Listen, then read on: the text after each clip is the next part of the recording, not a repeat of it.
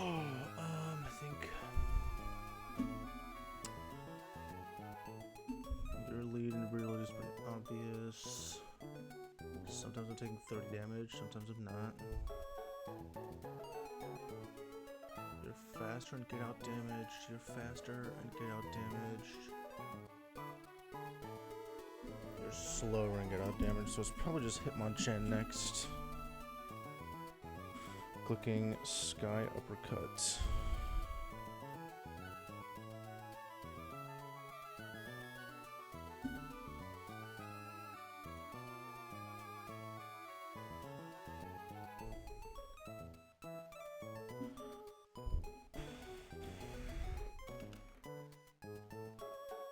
Is there any reason why I can't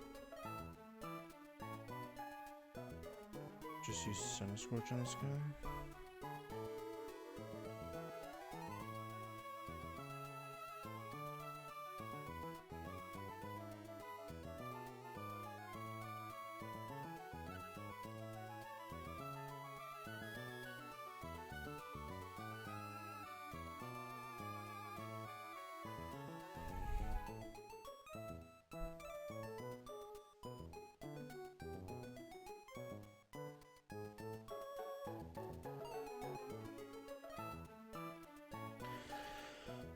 Like I could Flame Wheel and then switch to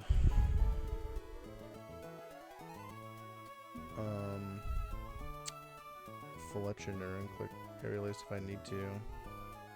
But usually I can just click 2 Flame Wheels instead of Scorch and kill this guy.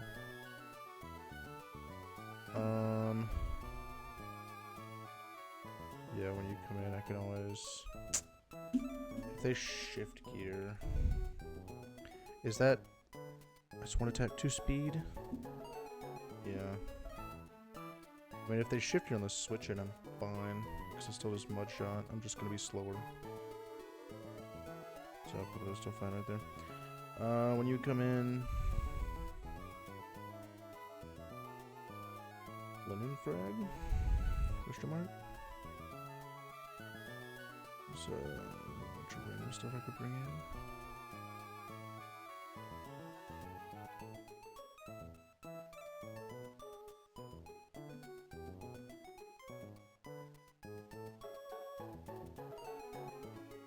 Bring both of y'all just for fun.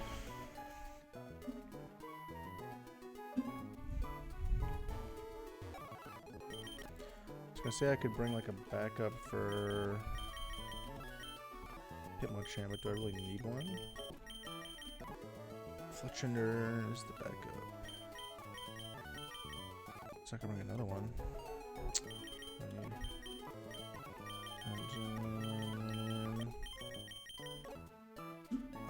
Hitmonchan, who can switch in and do some damage? Seadra can switch in and do like 40 damage.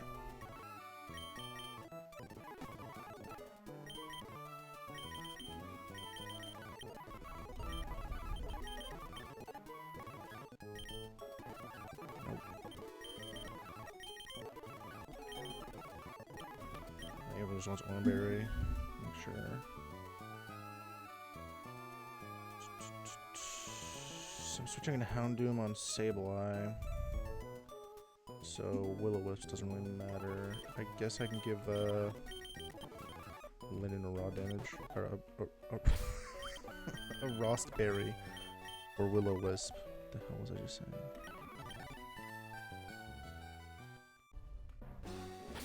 There's also a new encounter after the first 2 trainers. I'll think about if I want it to be a grass encounter or a fishing encounter. Probably fishing for a Chinchou, right?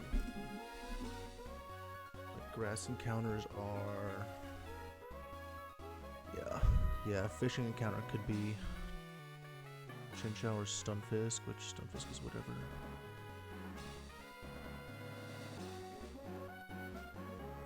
Nice.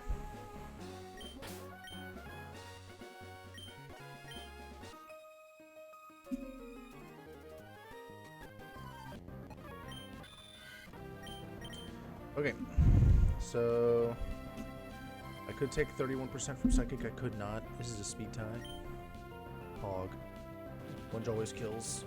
It does exactly 100%.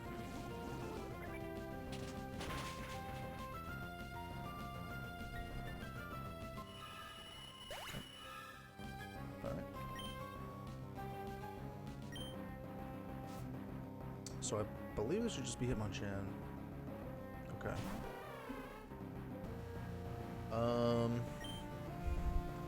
So the most this thing can do to me is Sky Uppercut for like 20%. It also could be Shadow Punch, which it doesn't really matter. I'm taking like 20%. I just click Flame Wheel. Yep. It could be Sky Uppercut. I think they're pretty similar rolls, so it's a decent chance of either. Shadow Punch is just slightly less.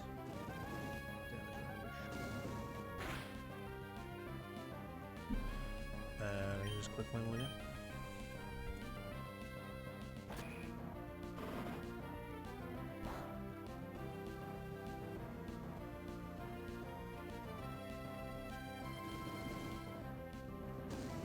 So I believe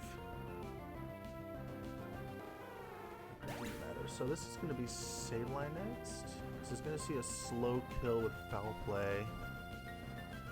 Yeah, 61 HP, 63 max roll. So this should be... Toxtricity sees faster, but it doesn't see any kills. So this should just be Sableye next.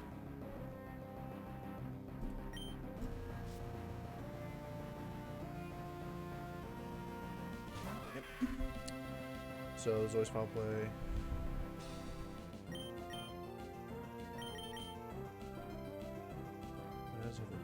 Let me just go ahead and first. Numbers does 59%. Minimum.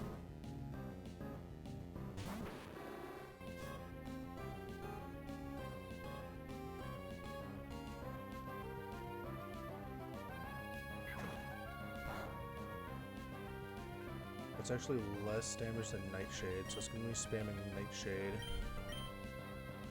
Which is great, because I always get to click numbers twice.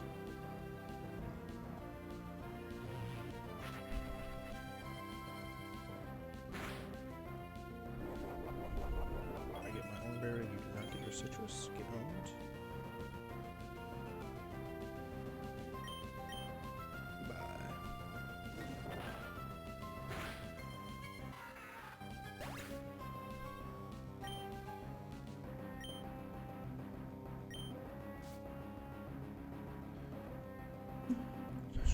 Where's this guy clicking on me? I'm at 52 HP. So it'll see some kills with Drain Punch. So it should pretty much always be clicking Drain Punch. I have a fast 2-hit KO with Flame Burst, so it should never be able to set up here.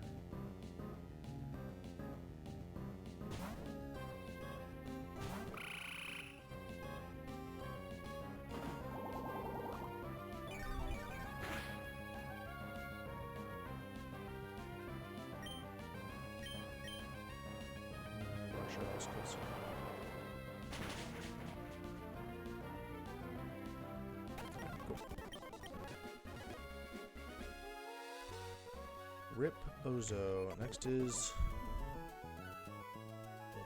Breeder Corgi. Okay.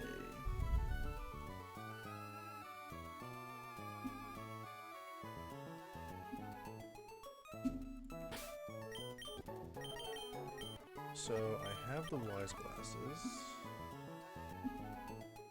It seems like I can just lead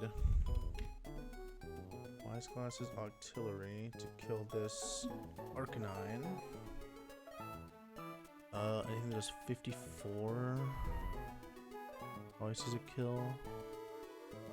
If I get hit by the 56. If I get max rolled by Wild Charge, it could be Lucario in next. So it's either Lucario or Manectric. I could pre-damage myself so it's always Lucario, right? For Lucario to always come in, I need to be at 48 HP. after taking minimum 44. So I need to be at 92. Start at 92. And wild charge crit will never.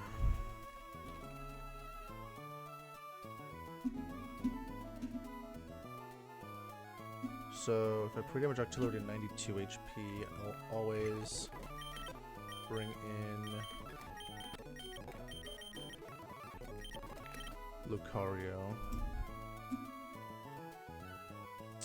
If I get crit for 80 and go down to 12, then it's you coming in though. You can think about that when we get there. Because when Lucario comes in, it's always clicking Aura Sphere. Well, it doesn't really matter, I just click.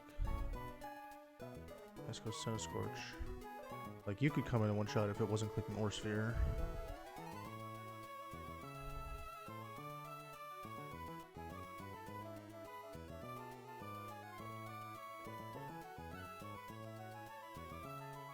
Like, Lucario, Scorch can come in.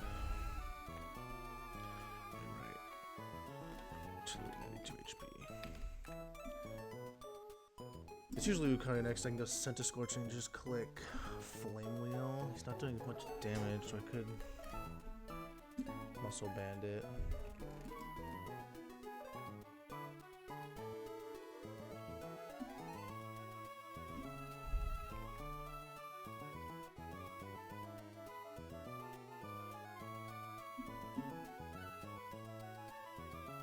Who's in next? We're doing pretty similar damage, so you're faster, you get out damaged, barely. When I'm lowered in HP, that return will probably edge out my lunge and it'll out damage me. So it'll probably be Furfrowhead next. Clicking return.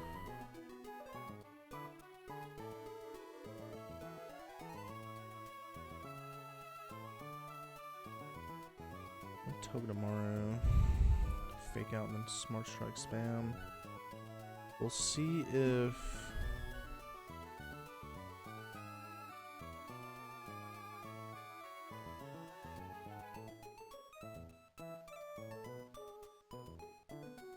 I can bring Tortuga, then I could just keep going back and forth, clicking fake out.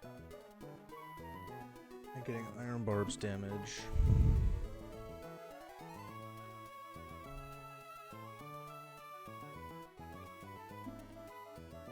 Regardless, once my Nectric comes in, yeah, Papatoad destroys you pretty easily.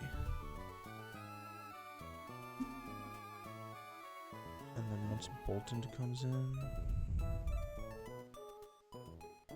always forget Trapinch has a 100 attack for first evolution.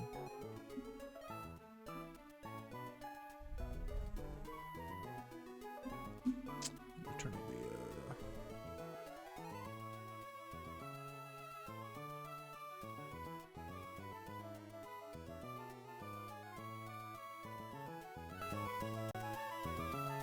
there we go. When Bolton comes in,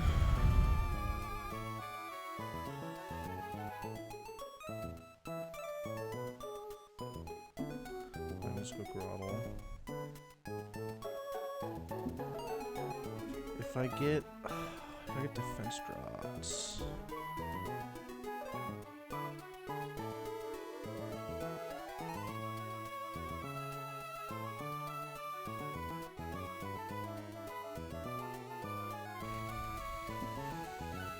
because it's sometimes clicking crunch.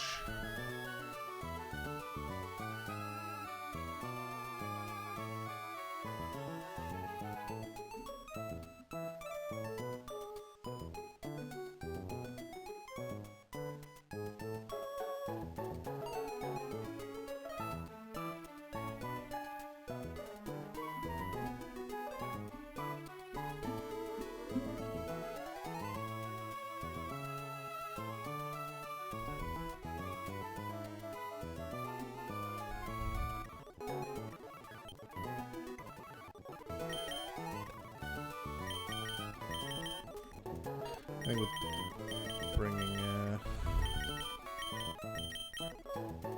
it's fine to cycle.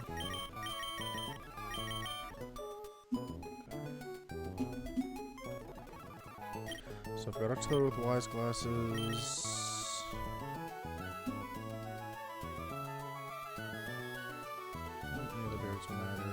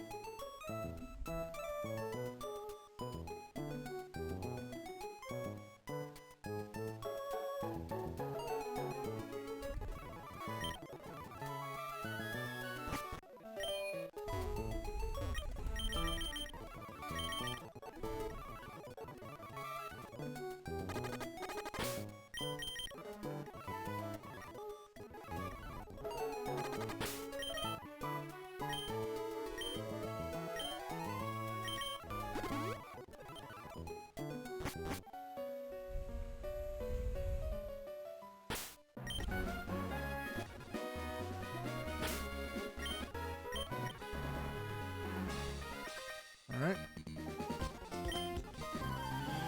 Okay. So, wise glasses artillery here is always going to one shot. And I realized I didn't put the muscle band on center scorch, I put Oranberry, which shouldn't be relevant. It just means I two-turn. I sometimes have to two-turn Lucario. Anyways, artillery's holding wise glasses here, so this Suka always kills. I'm taking a wild charge for about half. And if this doesn't crit, I always live crit, but if it doesn't crit, then I always bait Lucario next.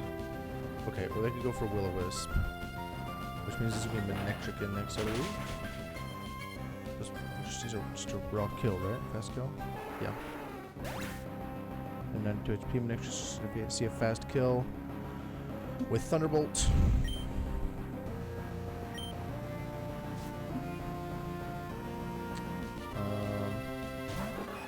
Bind attack, I guess. It wanted the Will-O-Wisp because so I have bind. That's lit. So this is always Thunderbolt, which means Pokemon gets free switch in, which means I just double one shot this.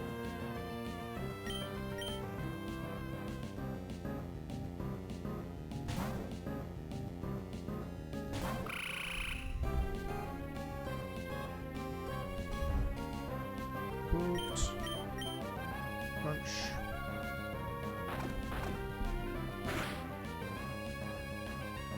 Okay, let's drop. This drop is not because of that. So I'm now faster. This is no problem. So even if I got defense dropped, I was fine since I was attacking it first on the second matchup. No matter what.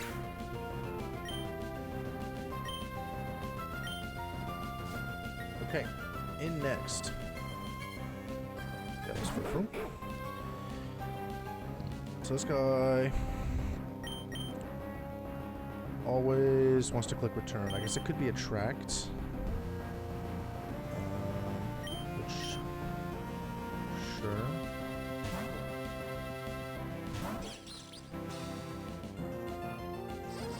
Yeah.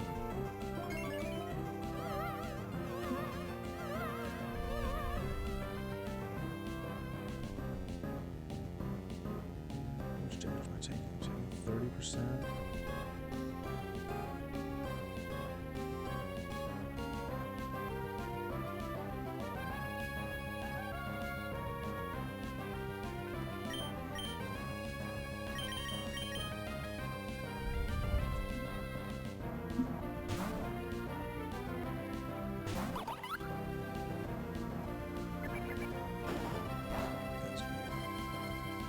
So this guy's doing nothing but good crit.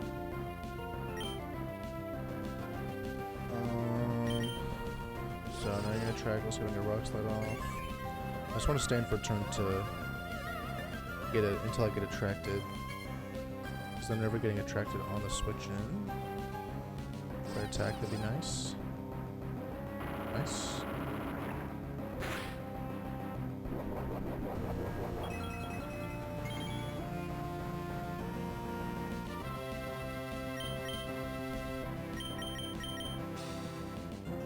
So this is pretty much always Iron Tail. It could sometimes be play rough, but both those are less damage to Togi than Return. Iron Barbs.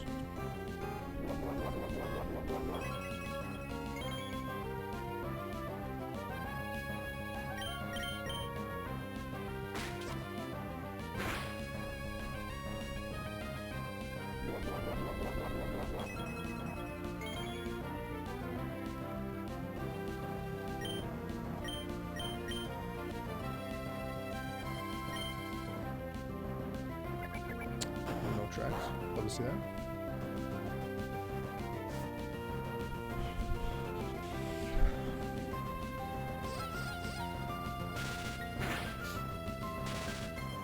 Owned.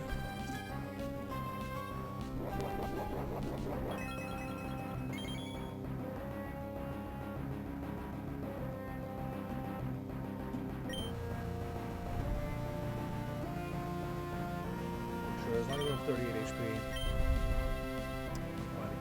Strike. For food, turn crit was 38. Natural.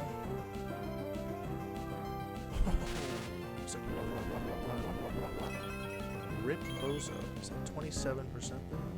Seems like it. It's kind of close, but I think it's there. Nice.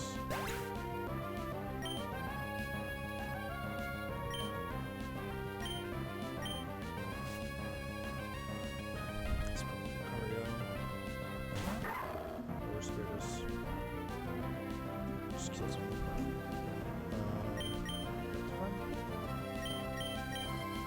Goes into Scorch.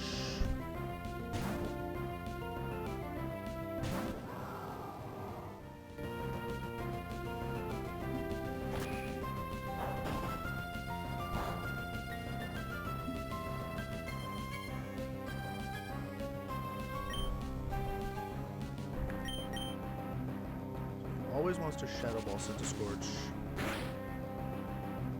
Okay, no special damage. Well, actually, I can't. I didn't think about that earlier. Oh, okay, I got to watch out. Yeah, there's an 81% chance to that. Alright, well, last is Voltant.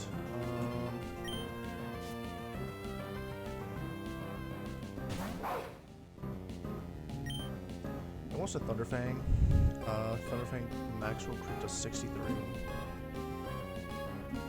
So I can click Lunge. If it goes +1 on Howl,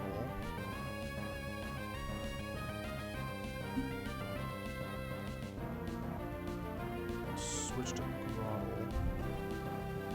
If I switch to Grottle on a +1 and take a hit, I always live. If I switch to Grottle and it howls again, I still always live.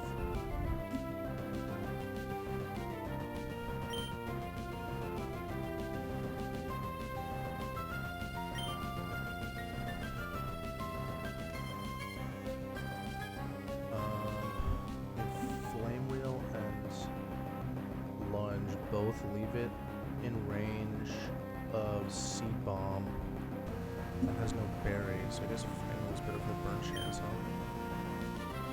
Okay, that does Thunderfang.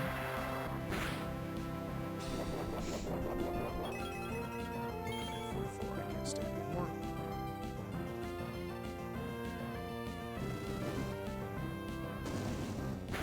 Looks like it's burned. Oh, okay. Alright. Grottle cleans up.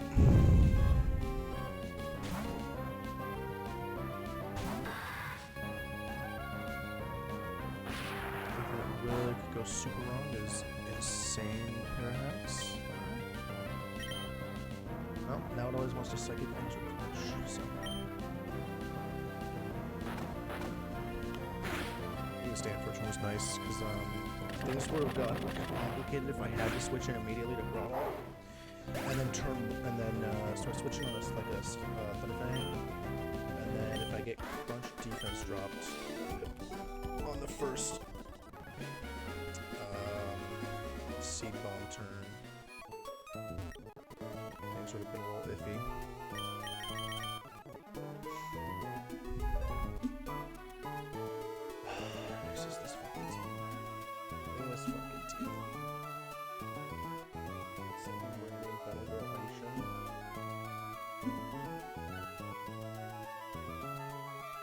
I do have a faster fake out than Toxic Rogue, so I could lead. Chesto Center Scorch next to Togi. Click. Fake out on Toxic Rogue.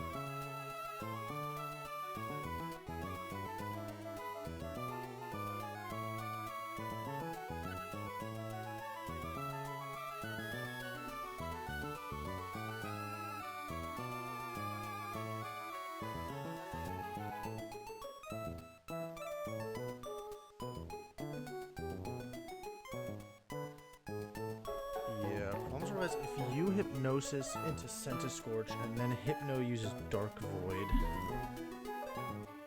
things can get iffy because then I'm not one-shotting Hypno, right?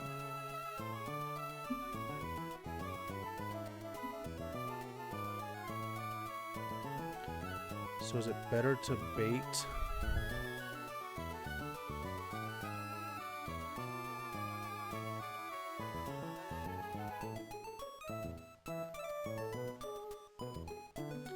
Like, Togi takes like nothing from... I mean, I'll take a lot from Fake Out.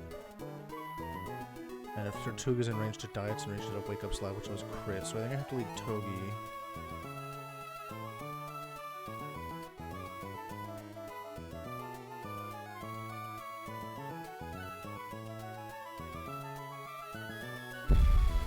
Yeah, I think I'd lead Togi and Fake Out Toxic Rogue. So turn 1, Fake Out Toxic Rogue, Lunge, Orbeetle.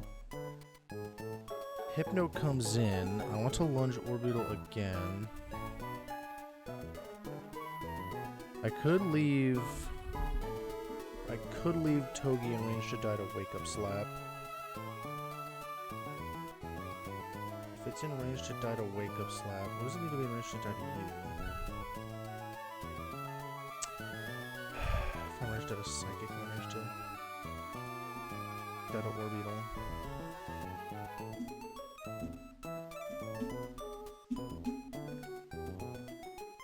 Yeah, I can't bait Psychic with Togi.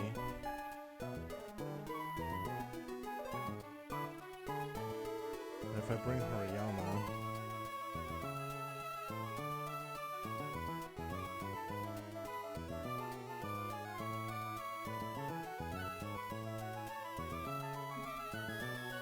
but I guess I just bring Oranberry, Pre-Poison, Centiscorch, right? Like, Centiscorch isn't taking enough damage that's an issue. So I just Pre-Poison Centiscorch.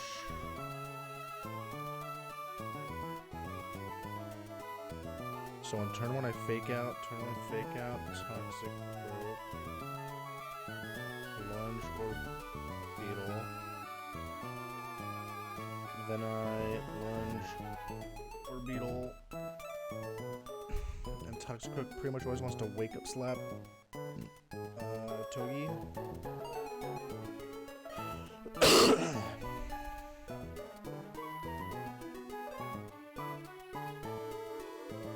I just need somebody that can live both. Definitely not live both. You can definitely not live both.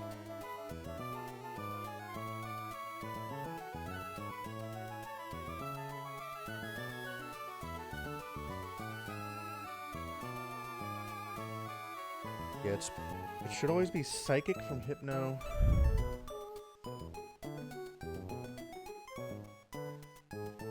And Wake Up Slap into Togi from Toxic Rogue.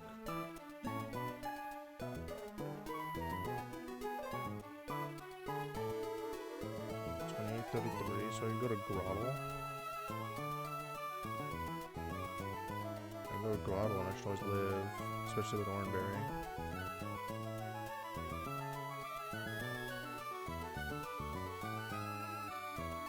Well, if I go to Grottle, on Petraberry, right? It's doing 3362, so 95 max. So I just don't want to get poisoned. I go Petraberry on Grottle. I'll make like a text document. So turn 1, I'm fake hunting Toxic with Togi while I lunge to kill Orbeetle. You come in, I lunge to kill Orbeetle while Togi switches to Grottle to take a Psychic and a Wake Up Slap. Even if they Poison Jab, which actually they never will into that slot because of Togi being immune. So Grottle always lives while Centiskorch kills Hypno.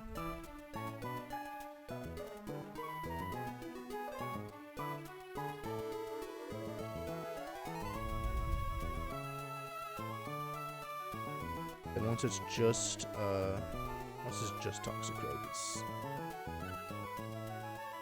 pretty smooth sailing. So Toxic Rogue loses to, like, I can hard swap Seadra plus Emperos.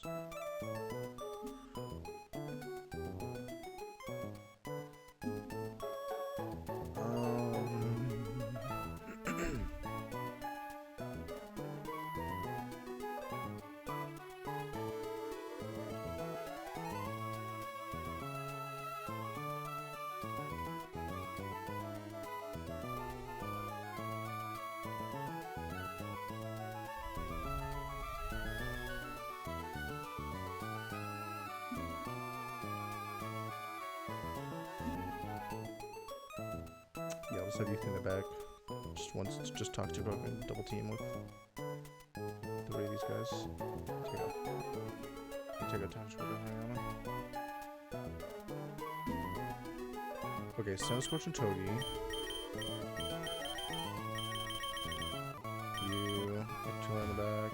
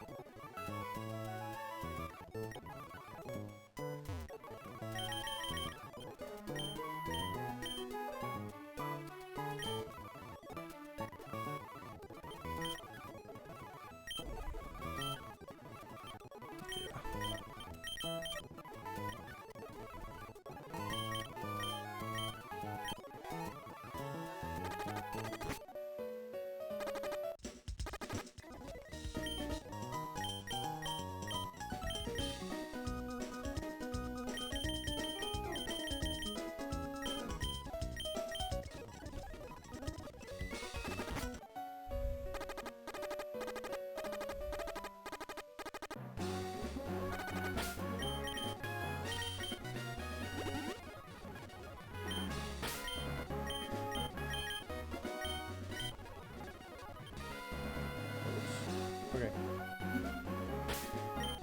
Instead, I got Centiskorch poisoned. Just use a potion. Oh, okay.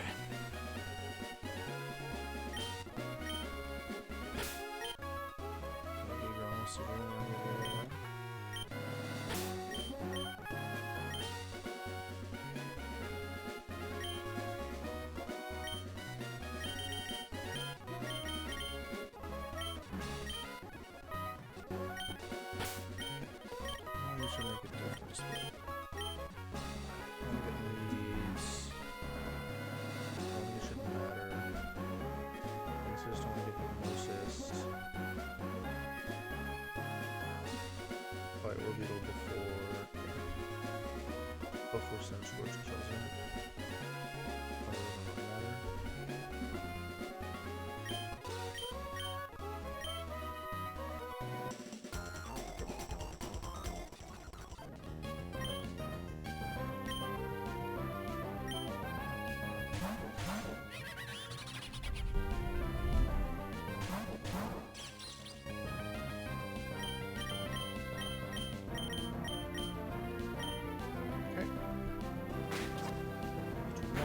fake out.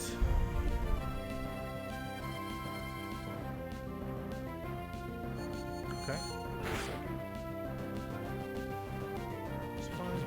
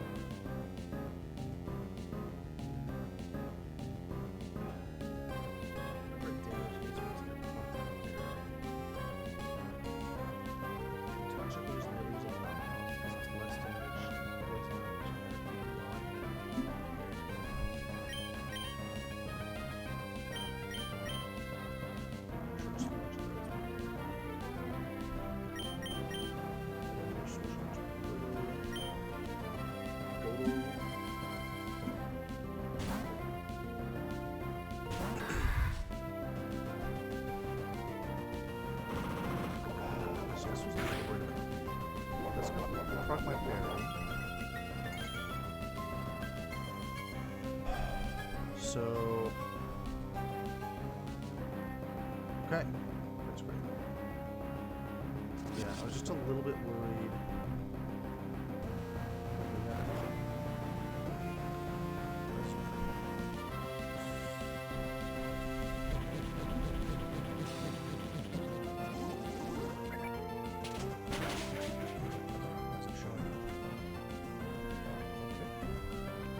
Very relevant crit for sure.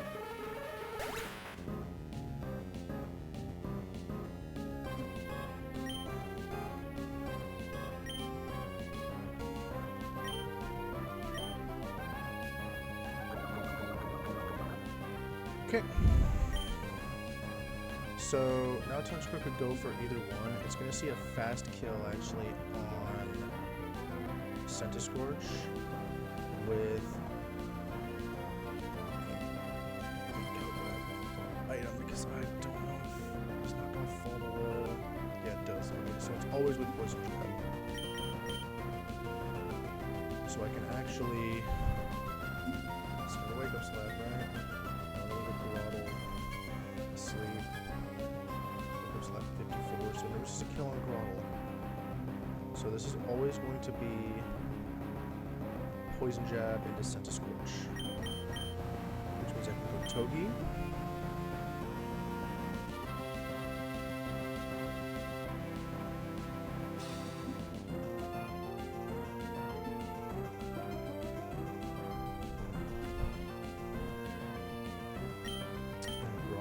Go Emperors. Always Poison Jab, always Poison Jab. Let's see it. Always Poison Jab. Got no reason to wake up slap. Nice. Nice. Okay, here we go. I'm gonna fake out. So I don't want to get wake up slaps. Fake out, and I'm going to dive.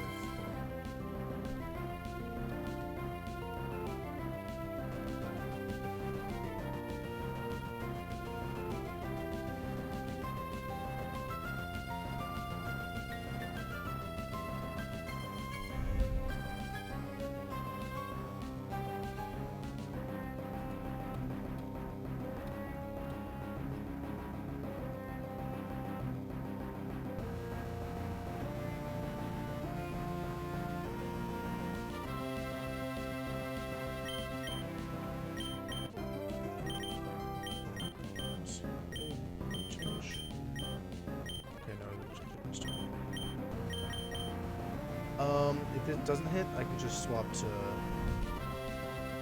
Corgi or Siege on Wake Up Slap. But if it does, I just kill this turn. So just fake out. Make sure. Yep,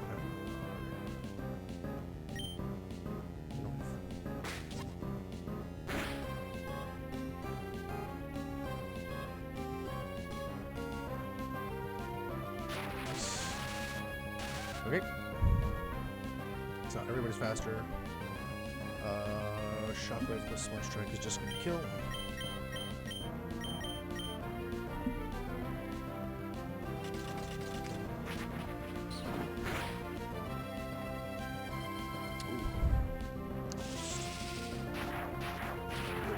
A couple rolls that can kill them.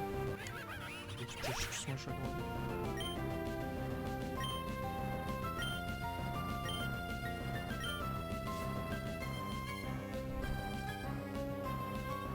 Okay.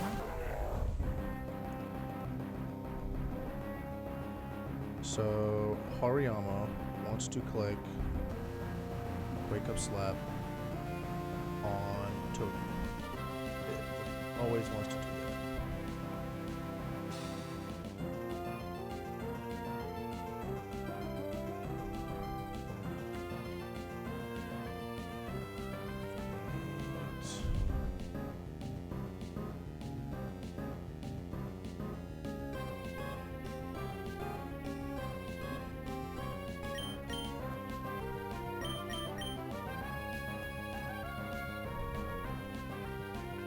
Close.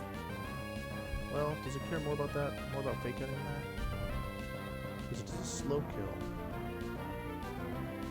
We'll find out. We'll find out. I'll go until.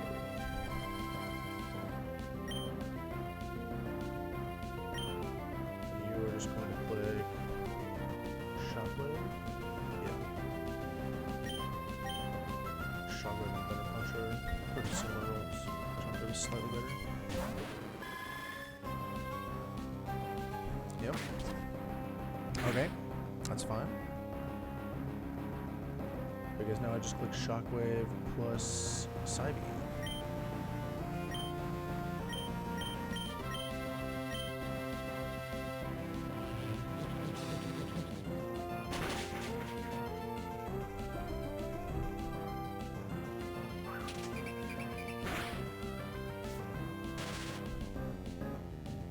Okay. It's Lumberry, so it's not going to stay paralyzed.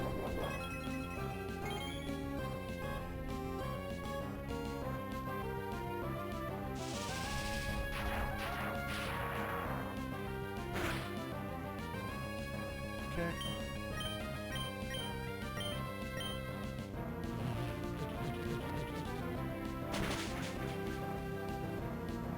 Alright, lit.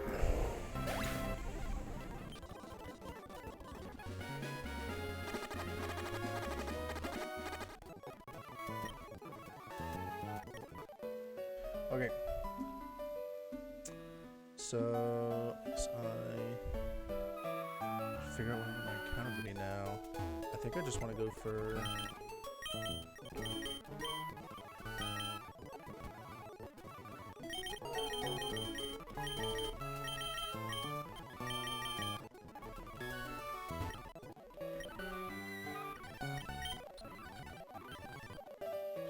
I think I just want to go for a fishing encounter for Chinchou. Focus on Chinchou. It's 40% Dynamo / electric, which meh. But Melee Turn is just so good. I guess I can get Ampharos to, well, all that would do is make it less likely for me to get a lone grinder. Isn't too relevant. I forget which time that is. Electro Web.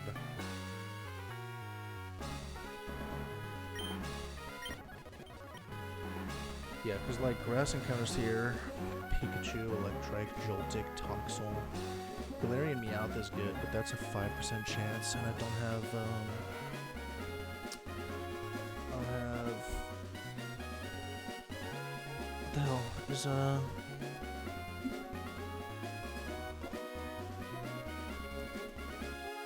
Magnapole.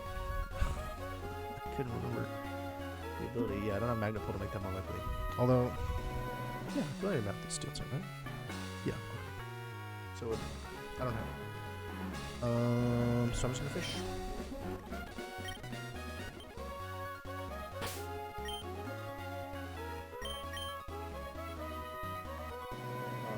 Chinchou is definitely the biggest hit here.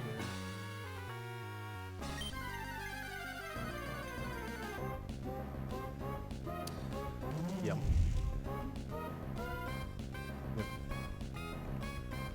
Okay, so this is a level 20 electric.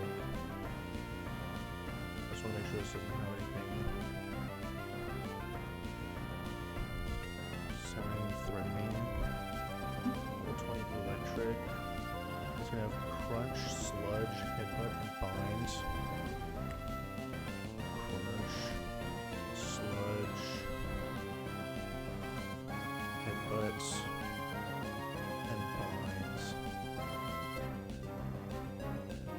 So I mean, if I whiff a sleep powder into like a sludge, the sludge and a crit sludge gets close. I can just go toad eat and I'm like fine. There's 31 special attack, modest. Sludge can do a lot. It's never killing me in one turn. I think I'm almost faster. So would I rather just throw a great ball? What's the Gen 8 catch rate calculator? I actually don't know if it's Gen 8 catch rate. It's gotta be electric level 20.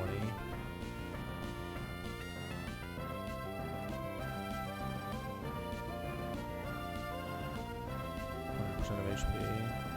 Great ball.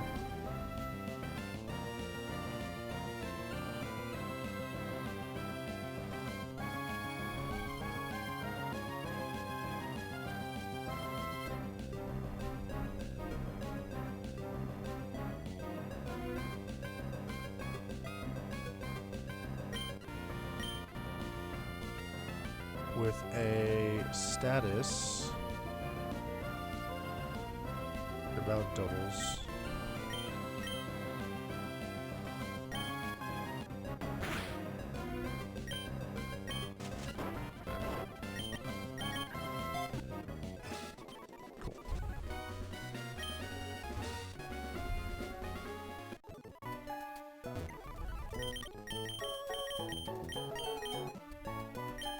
Bold.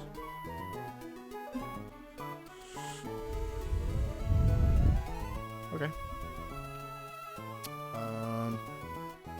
Bold isn't great, but I guess it has a big special attack stat, so it's gonna be using special attacks. I mean, it gets Sludge Bomb. Eventually, it gets Thunderbolt. Discharge at 40. Yeah, sure. And this thing evolves as soon as I get to Mauville. Who evolves when I get to Mauville? I get Executor once I get to Mauville. Focuses by level. So I get Walrein because they evolve with the level cap. I get Talonflame because they evolve with the level cap.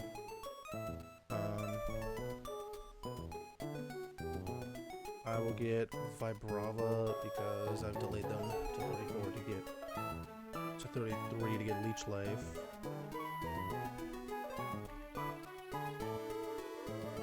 Ooh, I get Obstagoon at the level cap. Ooh, wait. Level cap is 34.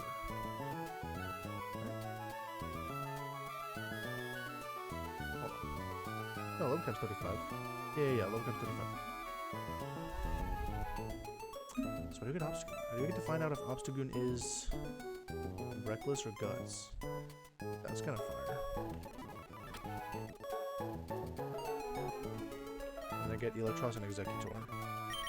Electric.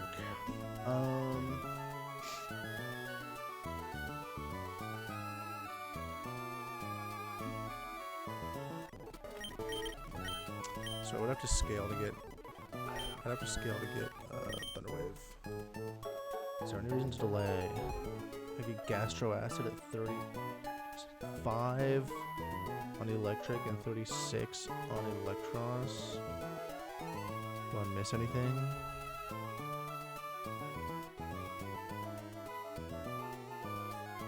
Let's go to 35 on electric and then thunderstone.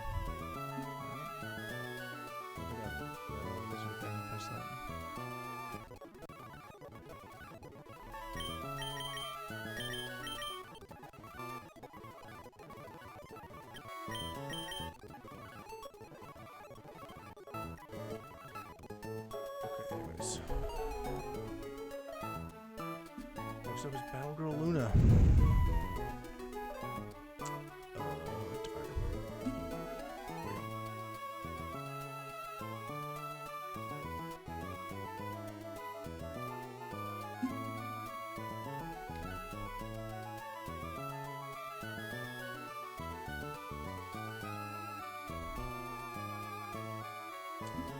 So I'm thinking I could lead Palpitoad with Soft Sand because, well, no, I'm not really two-shotting.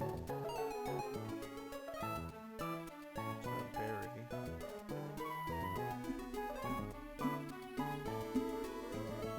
I usually am two-shotting with Lunge. So 25%. It's going to be 21 HP. So after a lunge minimal, you take 55, go to 30, 51, and you're dead in the next lunge. Okay, Center Scorch always 2 shots, so I'll just hold a Cherry Berry and not get parried. It could be Fire Punch because there's overlapping rolls, but I can't get burned because I'm burned. So I'm probably at about 40% HP.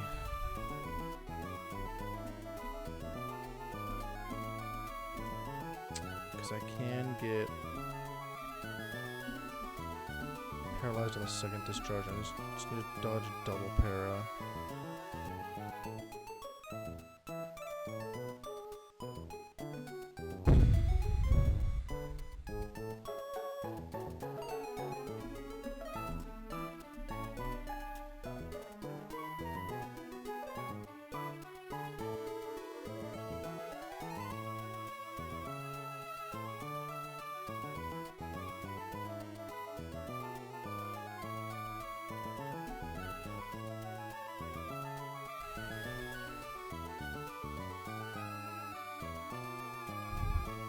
What I could do is bring Palpitoad. I'll think about bringing Palpitoad for now, and if I get paired on the first discharge, then I swap to Palpitoad and double mud shot. Because I'm switching in for free, usually, and when I'm not, I'm getting fire punched. And that's doing negligible damage. Turtonator, I can destroy with Palpitoad. Let's see. Serena, how do you do? Yeah, low kick.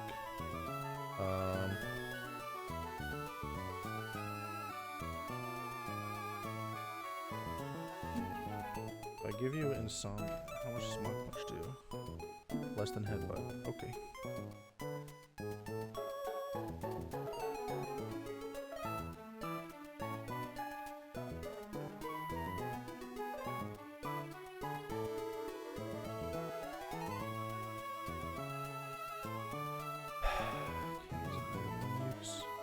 I can't use silver powder with lunge, so I don't want to get knocked off.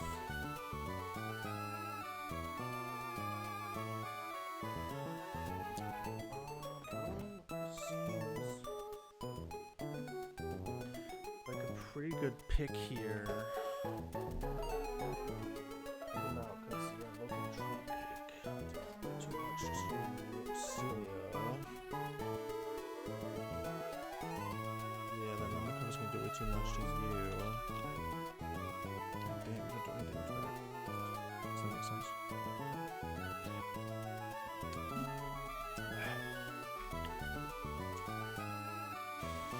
Even with no item.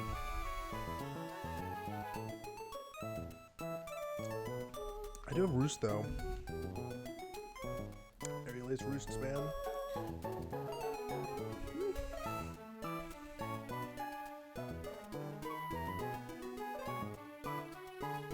They're always going to drop kick.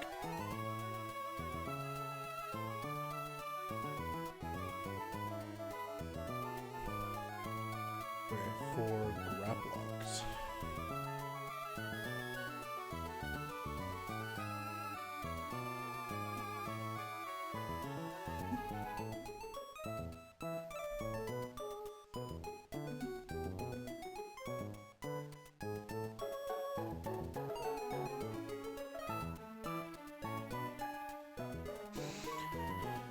Revenge will do a lot of damage.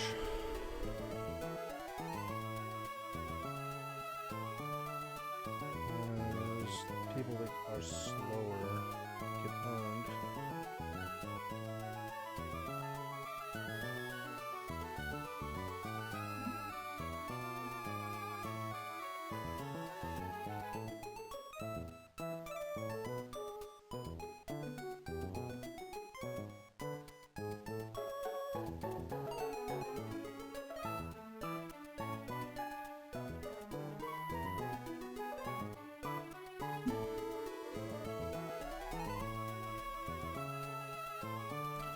What I want to know is if this calculator is factoring in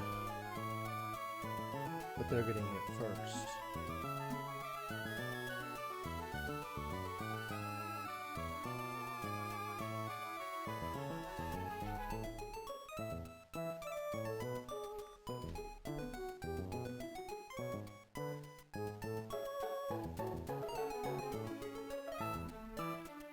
Why did it die? I'm trying to look up revenge, and it's not. Loading.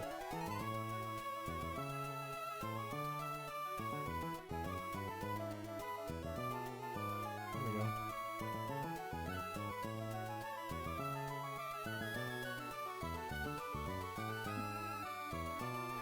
Yeah, it goes to 120. They get hit first. Jesus.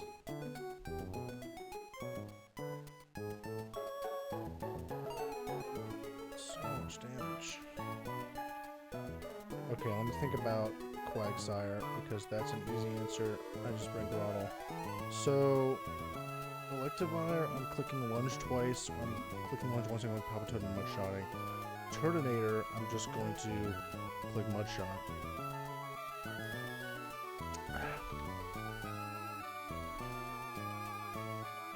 Serena, I've got Roost Spam with no item, because I don't need Thornberry if I'm using Roost.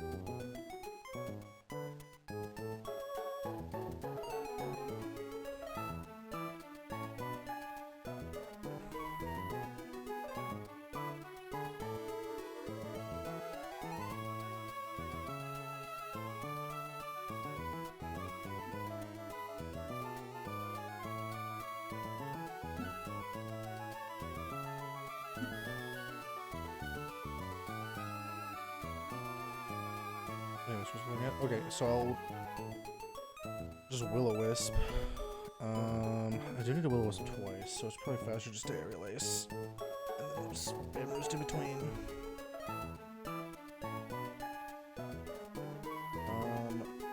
Quagsire using you and Graplock. Graplock is the one. It's because that fucking crazy ass range.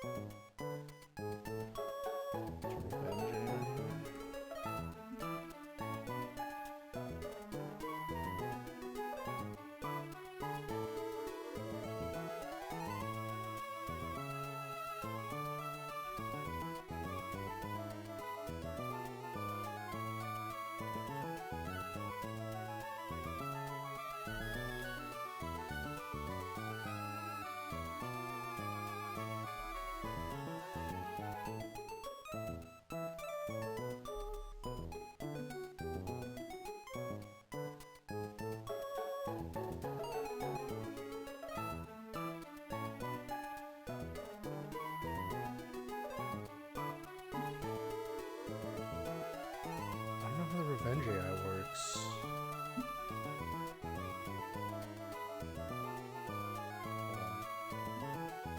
I'll go to... What should I look at?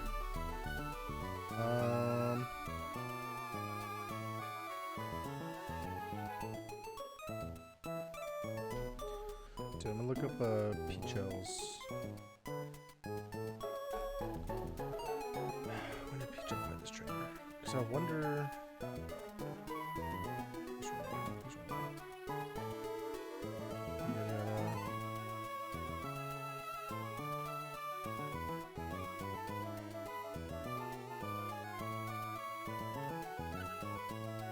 Pokemon Run-a-Bun's most useless idiot, and the thumbnail is Seadra.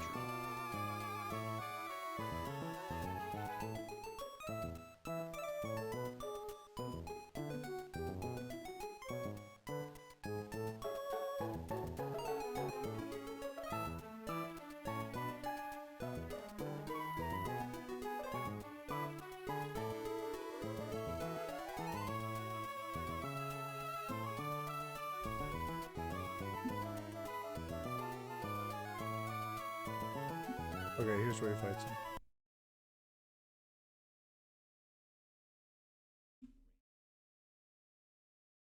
He's Livingstone of Scorch on Ultra Byron. And then Palpatone on Turtonator. The fuck is this music?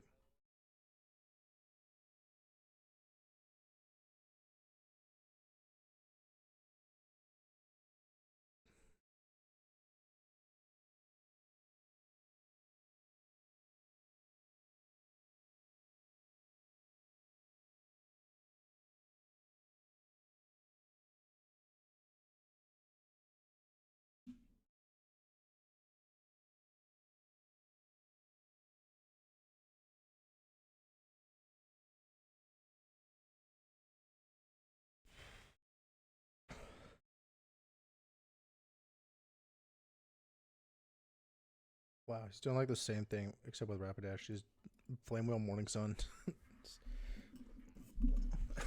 I just want to see what this Graplocked clicks.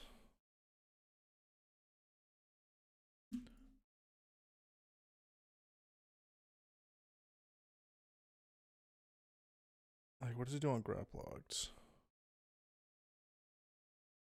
He goes to Meganium. What does he have? He brought Grottle.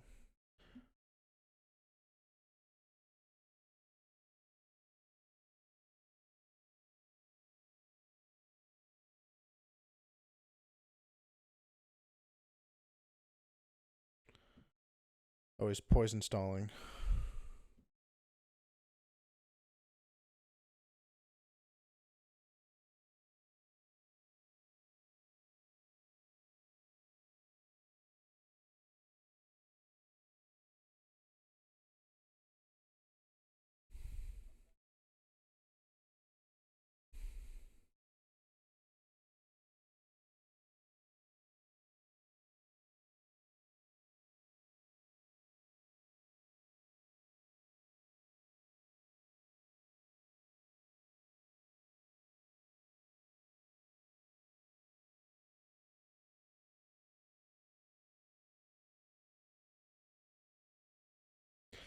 Anyways, yeah, so he Poison Stalls it with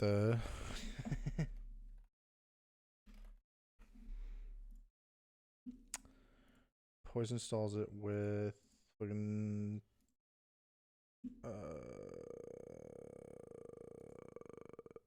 Meganium.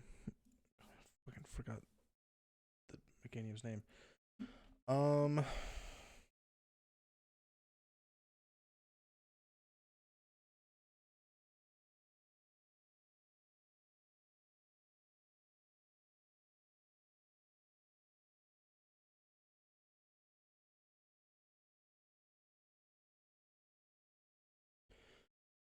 Unfortunately, my only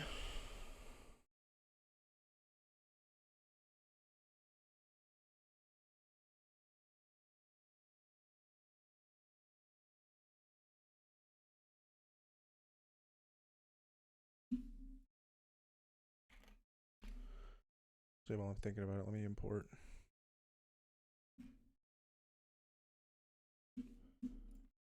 Electric into the calculator. Okay. So my only like stall that I could do here is with Will-O-Wisp, but I can die to liquidation. So if I miss Will-O-Wisp, execute, can die to crit payback.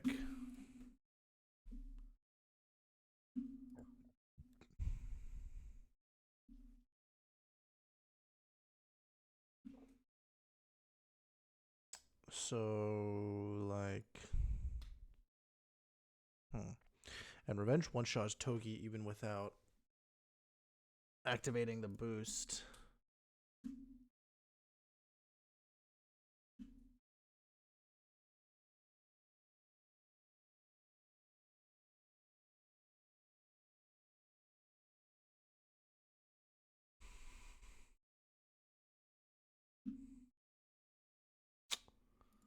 So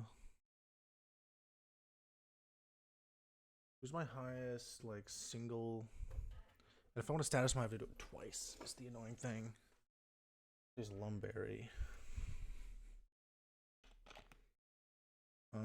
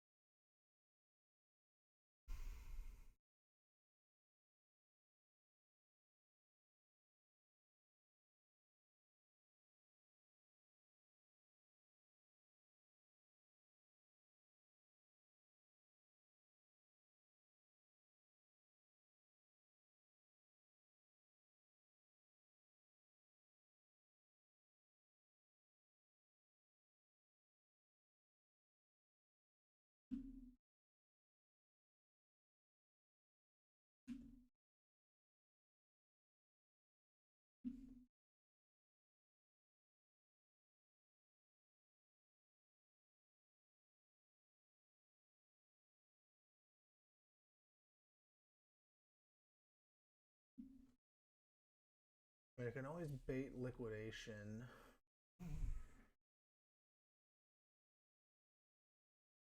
If I pivot through Senti.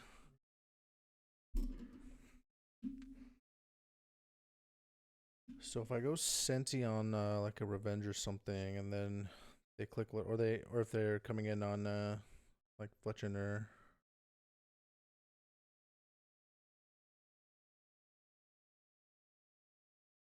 I want to get them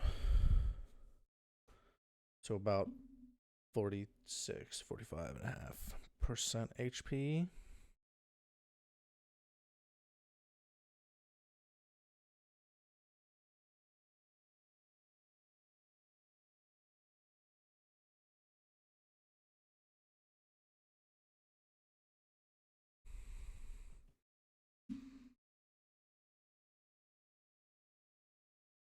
Payback also not in the AI doc. That's awesome.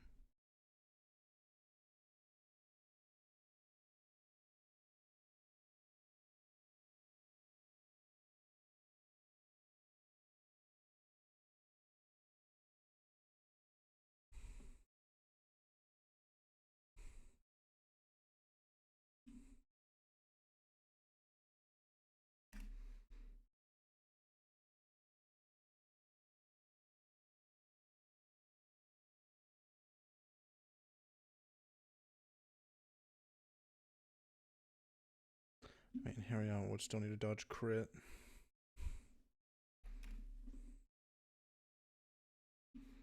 But I could go to pre-burn Hariyama.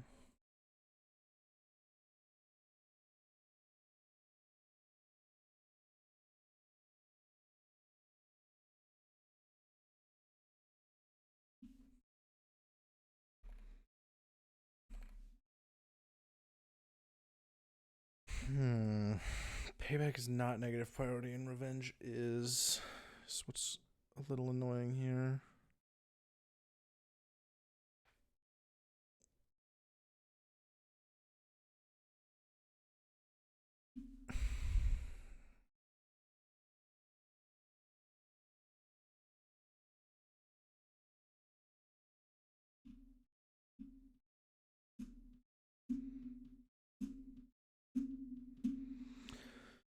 Pre-burn really only makes sense.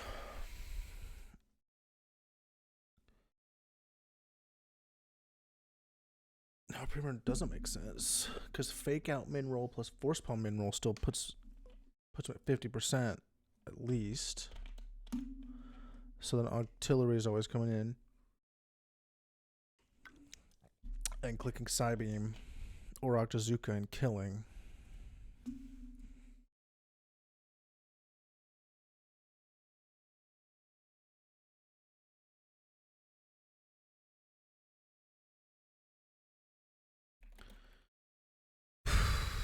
Is this just going to have to be a little risky?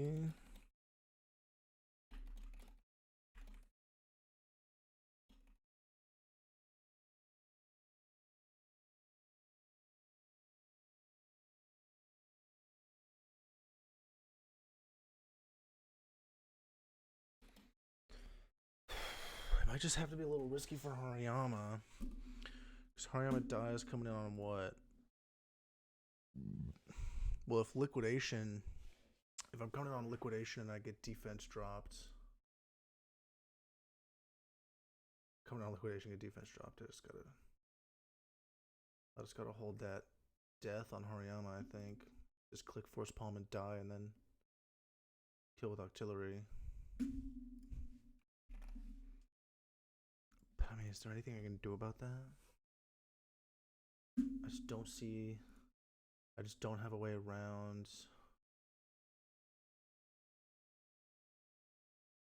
Payback.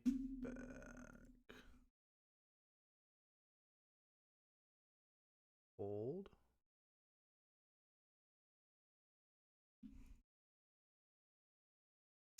But I can't get...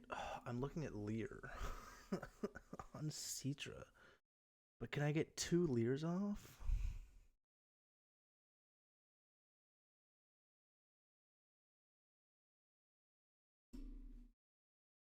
What if we just a -1?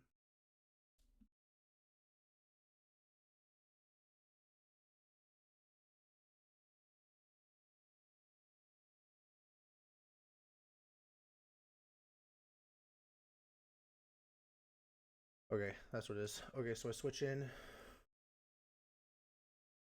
on a liquidation. Because if it's not liquidation, I can go to Senti to bait it. I go Seadra, I Lear.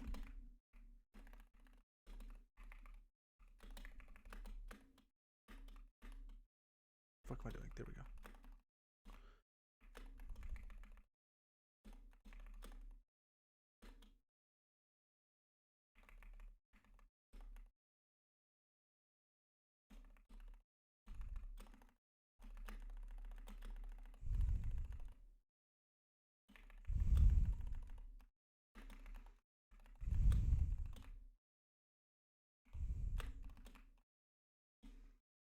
Okay. Party's all set up. Cherry Berry on Senti. That is not Palpitoad. What the fuck?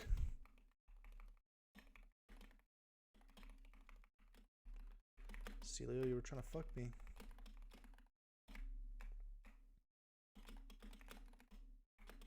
Cherry, Orin, no item, Orin. Okay, well, I mean, I think with the Lear strats on Grap Locked, the great thing is that also means it never gets a chance to pain split, right? Because I'm not damaging with one mon, then switching and giving it a chance to pain split on the switch in. I'm switching in, I'm clicking Lear, and then we're going Hariyama, I'm clicking Fake Out.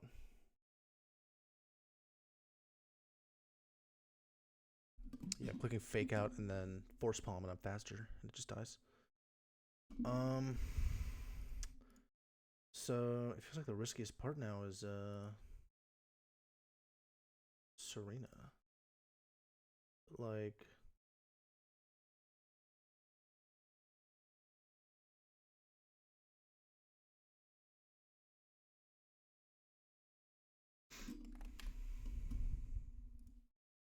Damn, that's just a lot of damage.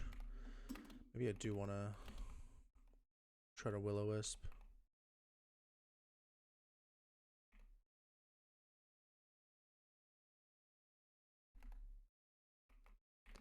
I think I'll try to Will-O-Wisp it.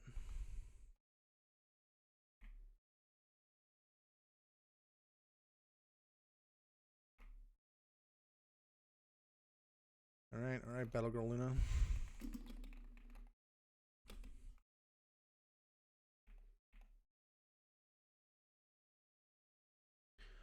Show me what you got, Luna.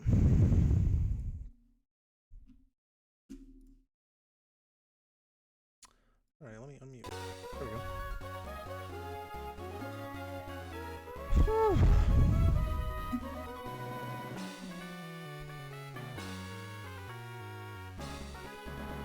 Ooh, do I want...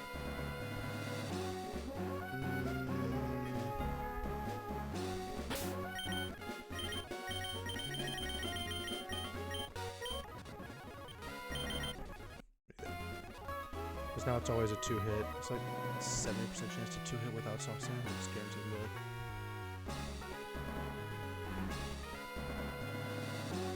Okay. Okay.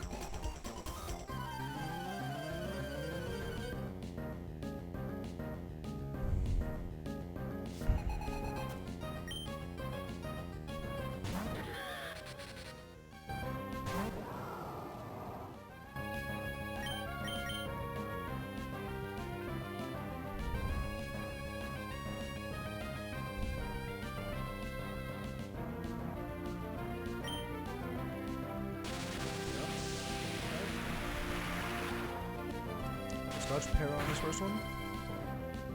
Nice. Just so long.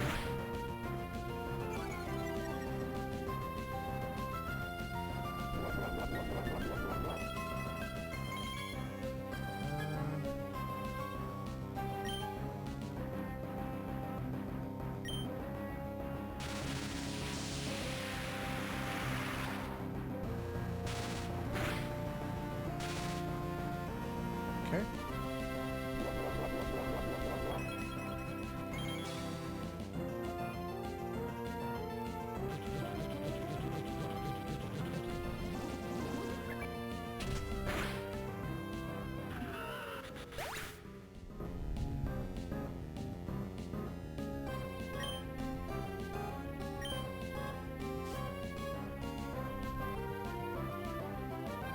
Yep, just drop off with liquidation.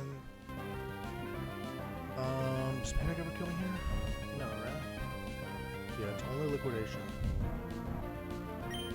Which is excellent news.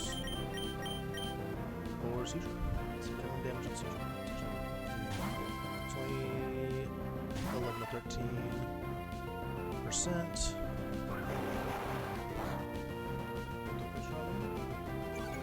Okay, unfortunately. So what that means is this revenge could kill.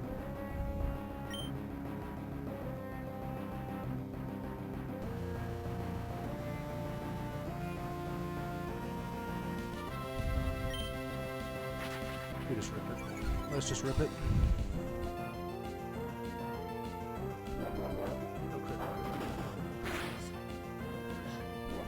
Yes. Okay. So now grab lock is -1 defense. Burn guts harm out. Fake out does 35% and force palm does 78%.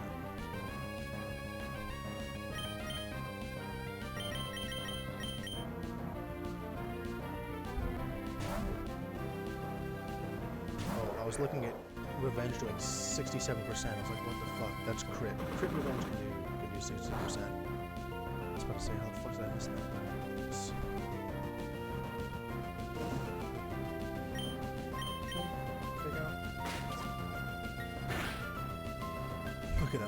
fake out damage, dude.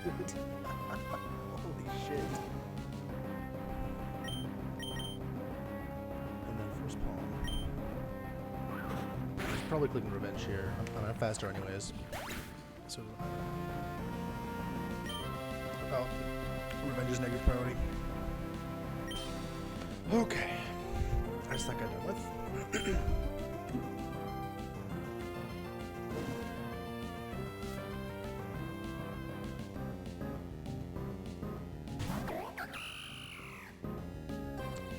So, Serena's faster than me. It's usually low kicking. Crit low kick does 82. So if I'm at 95, that's 82, there's another 13, which means I'm at 23.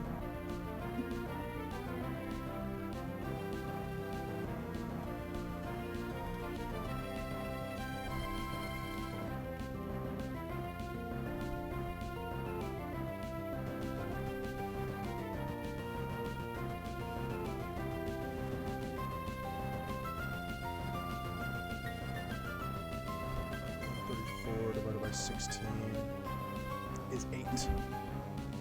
Okay, so a low kick max roll crit plus burn damage does not kill me. So I could click payback here. Guts payback can kill if they use they attack me.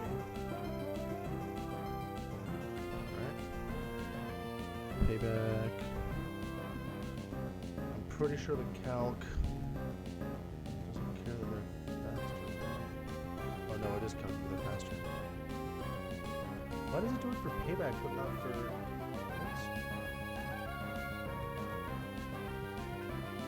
It does it for payback but not for revenge. Interesting.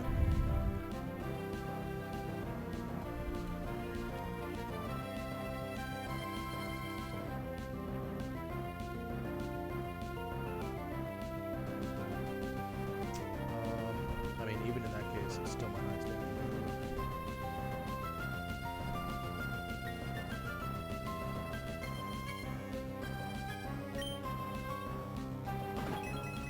Okay, drop kick. That's good. This is going my attack,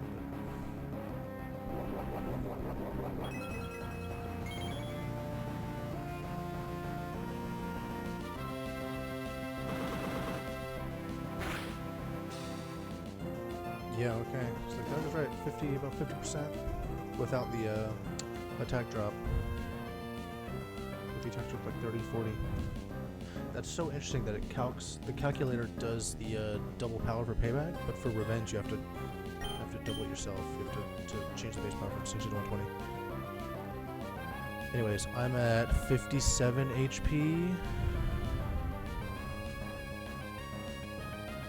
It still doesn't see any kills, but it's most likely to low kick, which is the best case for bludgeoner. That's a really unlikely roll. I have to drop kick versus low kick. I guess because it wants to drop my attack. Anyways, both of these are completely fine for bludgeoner.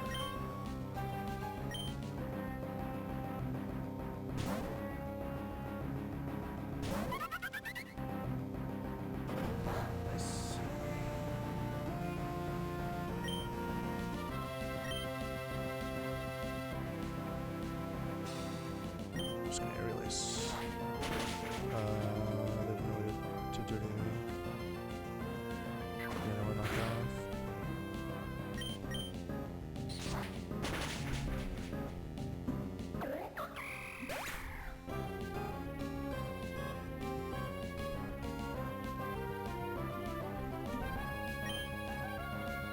Okay, so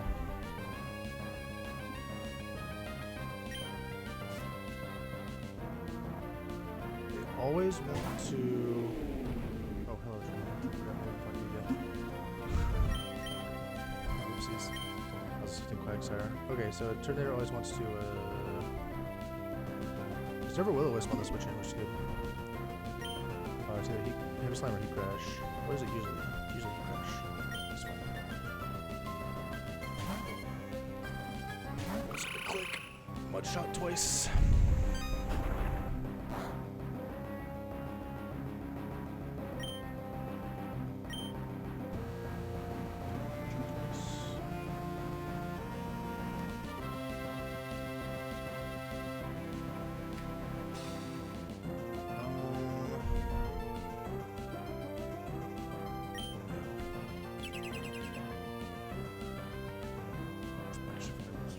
Citrus berries, so. Are you kidding me? This dude's terrified. Come on, bro.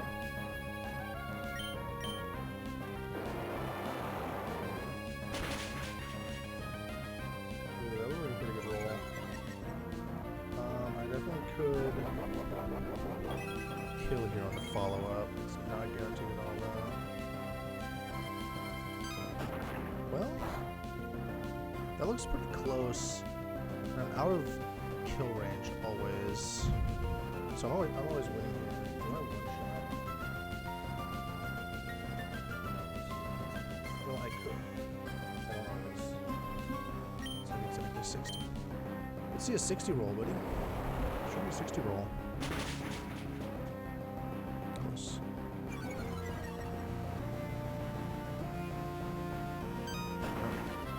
This is 41 actual crit.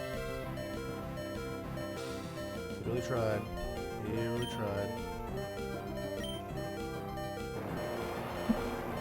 I was trying to look for double protect on the first two turns and it's not clicking since. Terminator, you're very strange.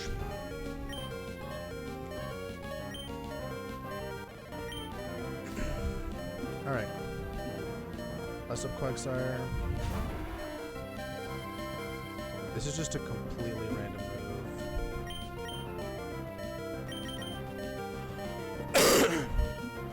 Good news is it's a slow kill.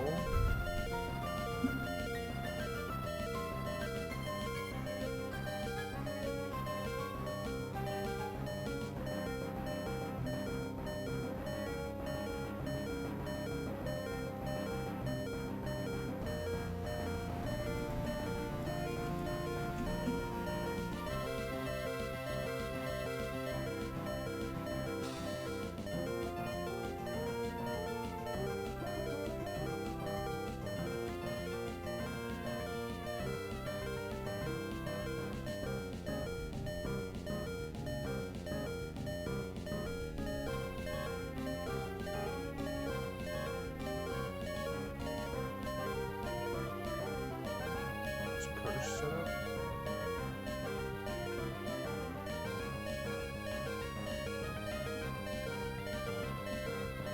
Okay, so it seems pretty decently likely to curse.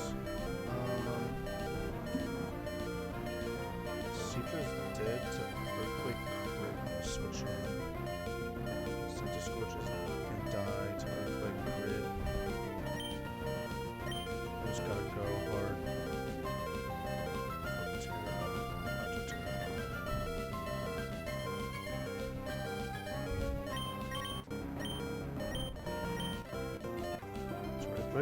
Nice.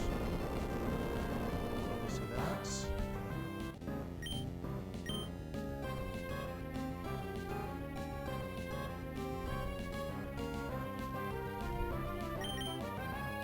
That's gonna do mad damage. 66% minimum. Just need to dodge. 10% freeze. Please, please dodge it. Please, I will be sad if you don't. Nice. I would have had to, well, I would have had to dodge another 10% freeze, because I could have just gone to a Senta Scorch on a weak Ice Punch and clicked the lunge, and then if that froze, I could have gone to Fletchender on an immediate Earthquake and clicked Aerialus.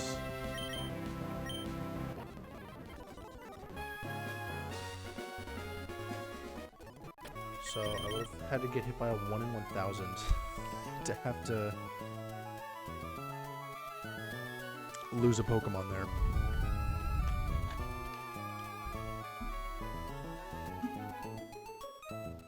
Okay. Next up is Triathlete Dylan.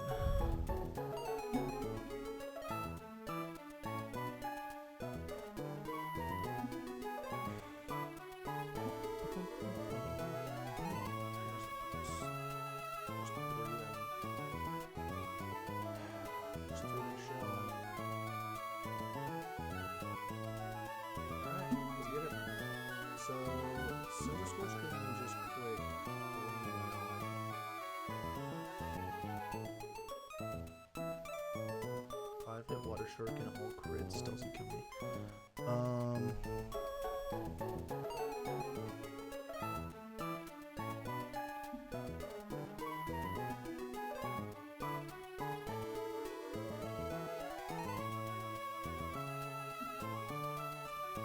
there it is. So here's the question. So what am I doing about this guy? So they're not very jumping.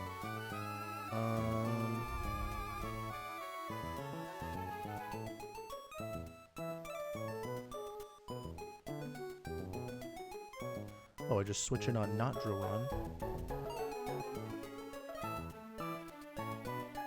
Yeah, just switch in on something that's not drill run. Click rock slide into drill run. And then aqua jet. Yeah. Okay, that's easy. So I'll just have to switch and click flame wheel.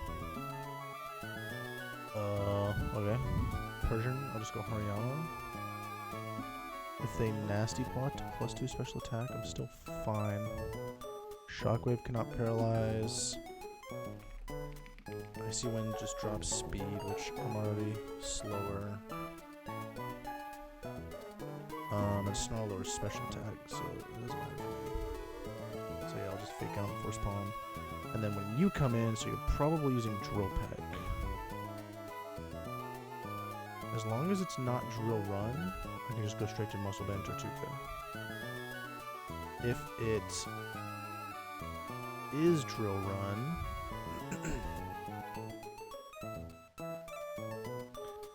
bring Linen. Linen is a good pivot there.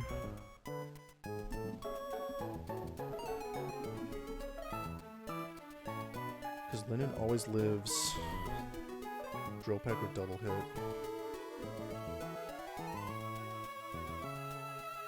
And then Oranberry would make sure they're never in range of Draw Run after that. Yeah, so Sense of Scorch.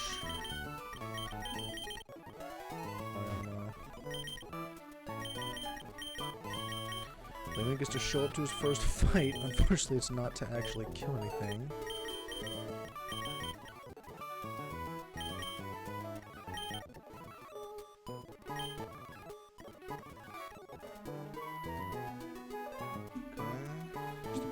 Just make sure.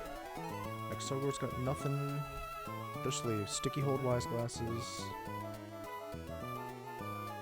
Technician, Oliver Lumberry. So yeah, none of these guys have anything crazy up their sleeve. I mean, this dude's using only Water Shuriken.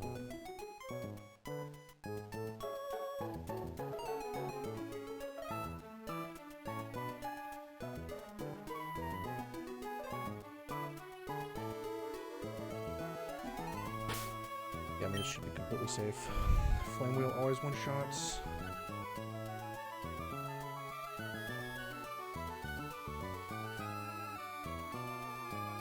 And it should be Dodrio coming in second to Drill Peck, so I should just get the free Tortuga for Rock Slide Aqua Jet.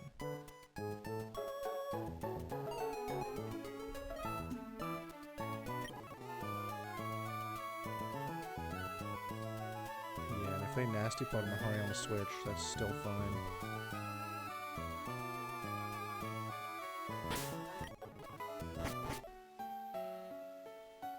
Alright, Triathlete Dylan, what do you got?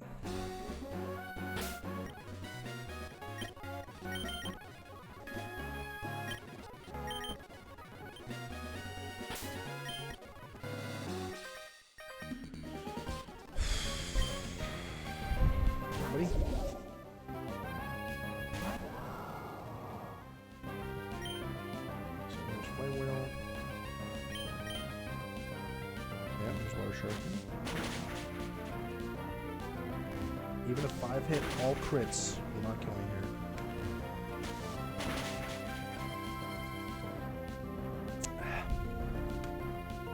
Nice.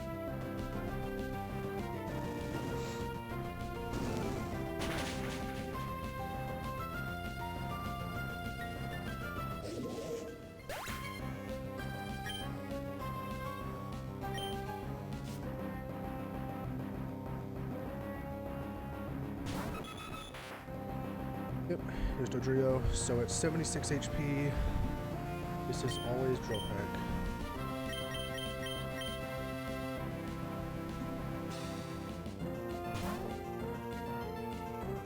It's gonna do about 20%. 71 HP, so I'm never gonna drill run. Here we rock slide.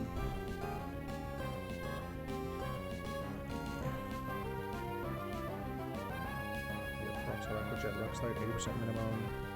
Aquajet 20% minimum. Nothing else to think about. Didn't even crit. Get out. Nothing else to think about. There's no citrus spin. Nice. Make a quick attack here, but that doesn't do anything. Quick attack, natural crit is 14 damage.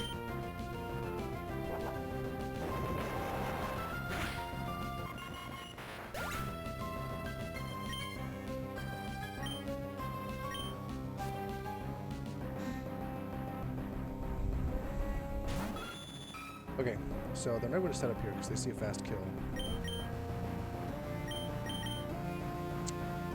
With, specifically, either Snarl or Shockwave.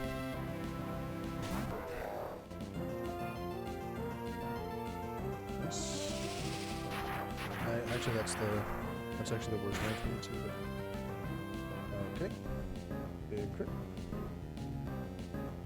Was that an actual crit?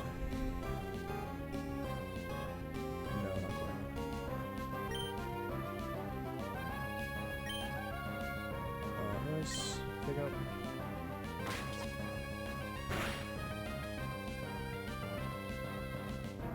Never did anything here.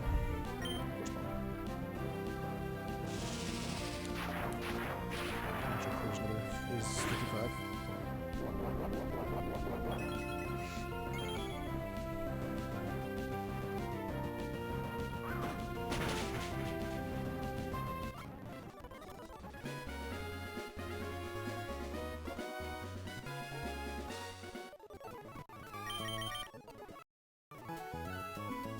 Alright.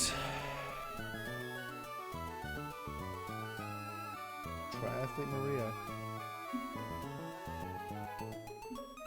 What do you got for me? I could lead Tortuga. I think I need Muscle Band. I think I need one. Oh, I need to Chesto. And that's still gonna kill. Yeah, Rockstar Aquajet still gonna kill.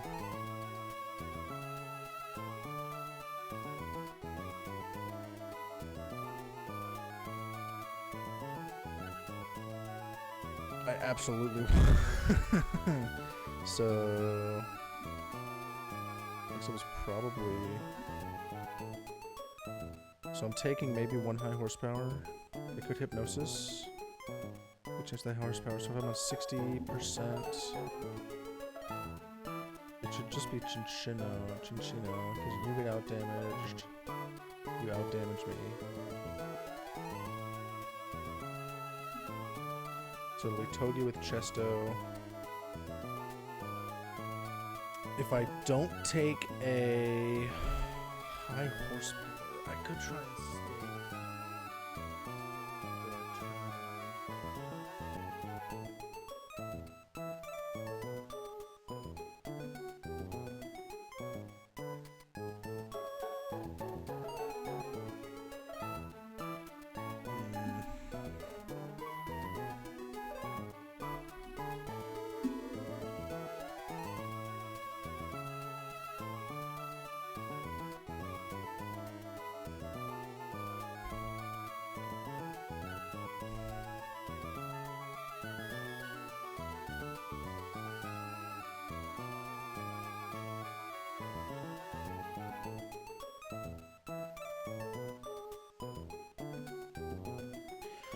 It's actually never doing... Wait, they can never do enough to kill me.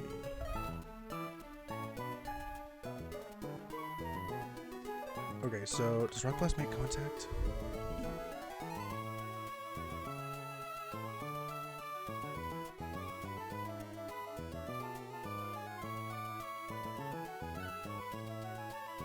It does not. Okay, I didn't think so.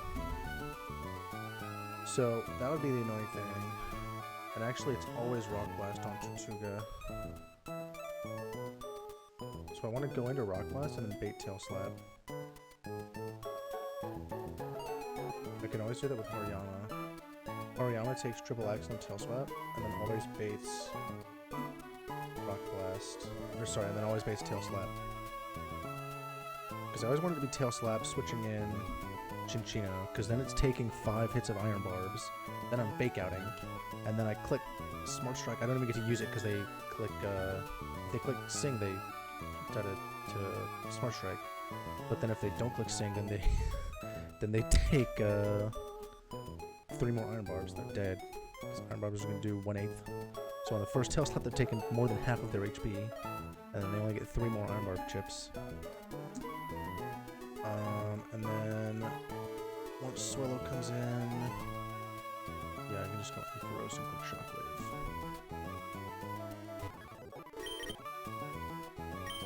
So the funny thing about Togi here is Togi doesn't actually even have to attack. Like Togi can literally switch in and do nothing. And just eat Tail Slaps. And it'll end in Chinchino being dead. So I want Oranberry.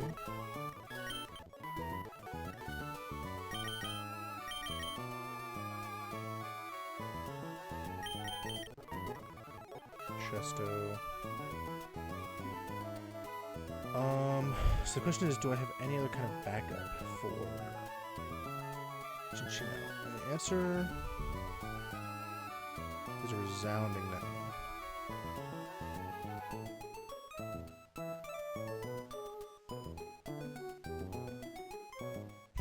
Yeah, no, not at all. So this Togi shit doesn't work. I'm cooked. Yeah, I actually have no other answer.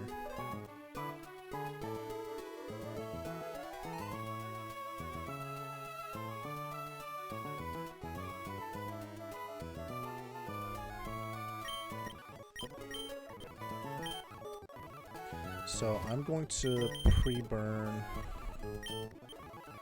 Hariyama. I don't need extra damage from Guts. I just don't want them to Hypnosis on the switch-in turn.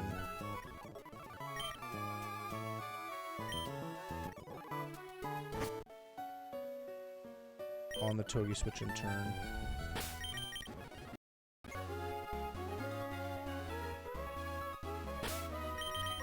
Okay, I'll just run through it one more time. So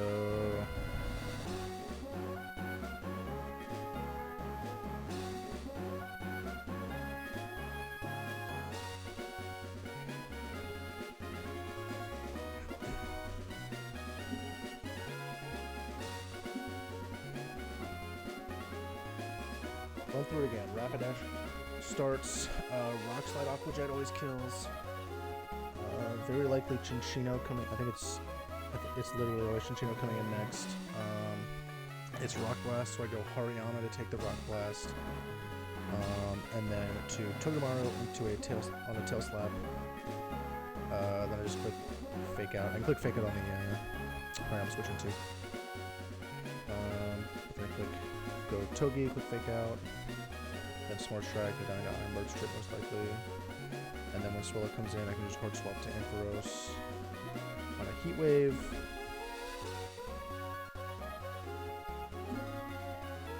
And click Shockwave, eating a Hyper Voice. A pretty soft Hyper Voice. Okay, Triathlete Maria.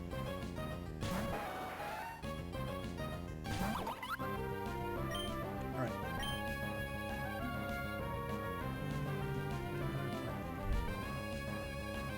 Dark Slide. Oof. What's up, big buddy?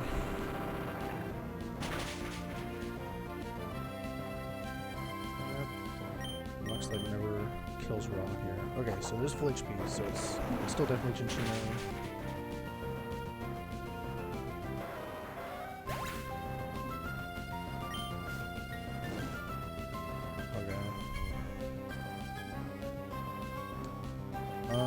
I guess that means they're, well, it doesn't matter. So that means they're never hypnosis or singing on the switch, but I'm switching to a pre-burn Hariyama, so. Okay, here's a Rock Blast. Rock Blast 5 hit does about 20% to Hariyama. It does very little.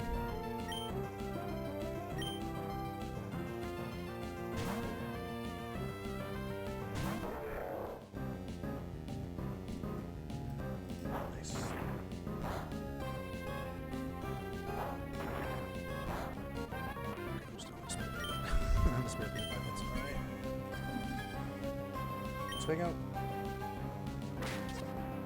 Good ass damage. Alright. Let's tail slap here. These tail slaps will do some good damage, but they're going to take a lot of armor chip. And I think at this point they'll probably be left in fake out kill range.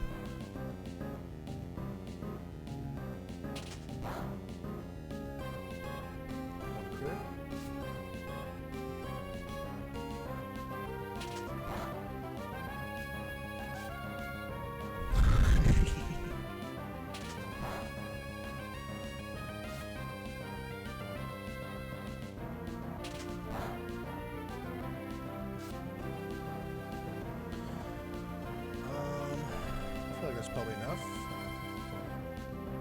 Even if they don't die, they're quickly tail slap again, and then they are dying to the armor's chip before they can even get close to enough damage to kill me. You don't. I can't wait to do that to Norman's.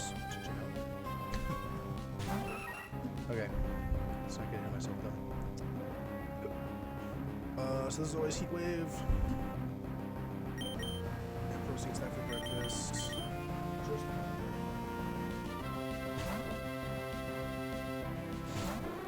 Even if I get burned, doesn't matter.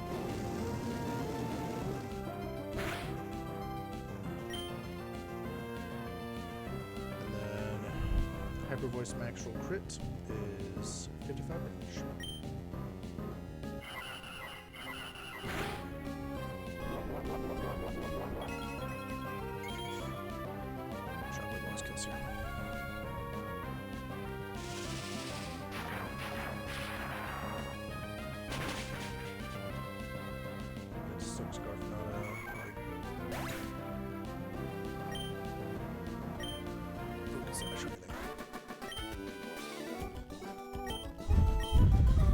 Rip Triathlete Maria. Alright.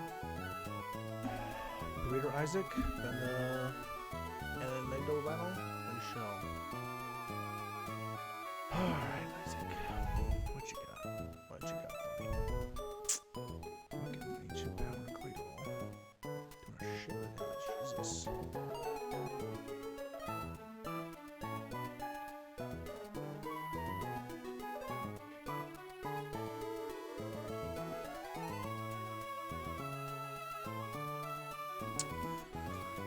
Can't mudshot this guy.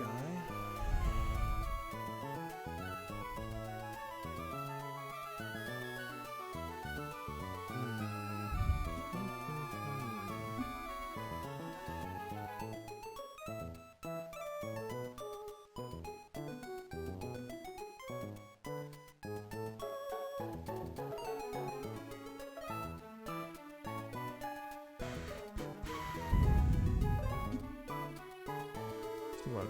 Clang clang.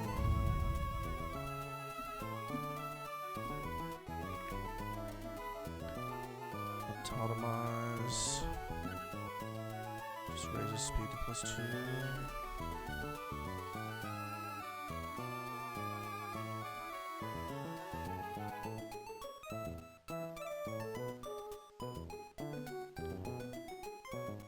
Gear grind.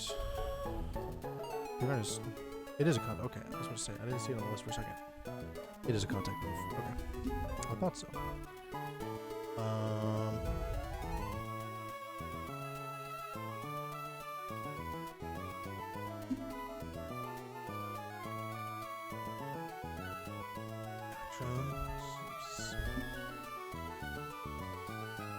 Pokemon has any to get owned by Palpitoad. -1. They're so fast, we're at -2. That's wild.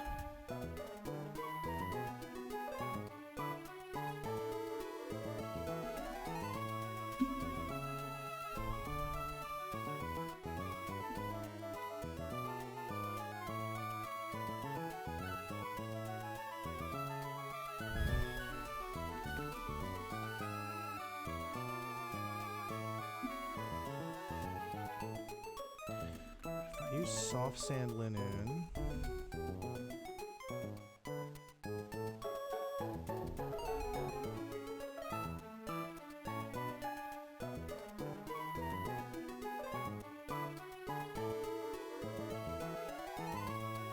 Come for my electric type goats, or my grass type goats. Is that HP ice?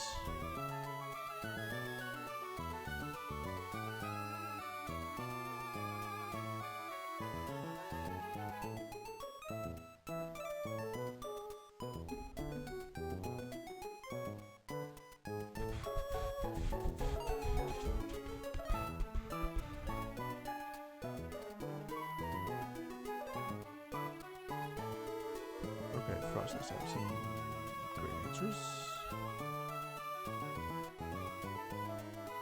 Okay, so this dude, I think I want to just risk a crit immediately on turn 1. No Earth Power. So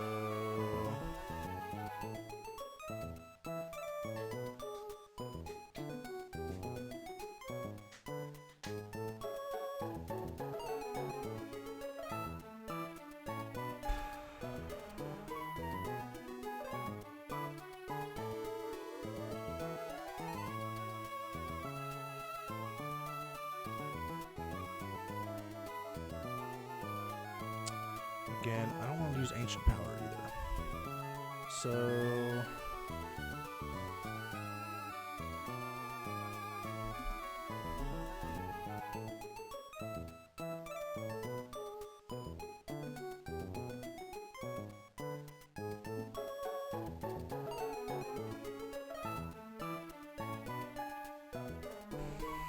Fletchender's gonna use Earth Power or Ancient Power. I'm thinking I could lead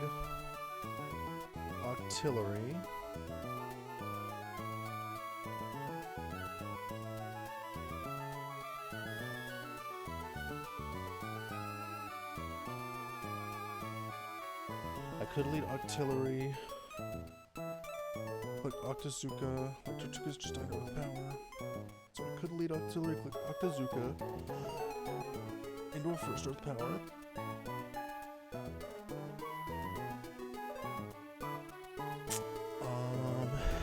It should always want to Earth Power a second time. If it doesn't max roll, then extra Sentry is never in kill range. And if it does max roll, then I eat my Horn Berry. It could like max roll crit or something.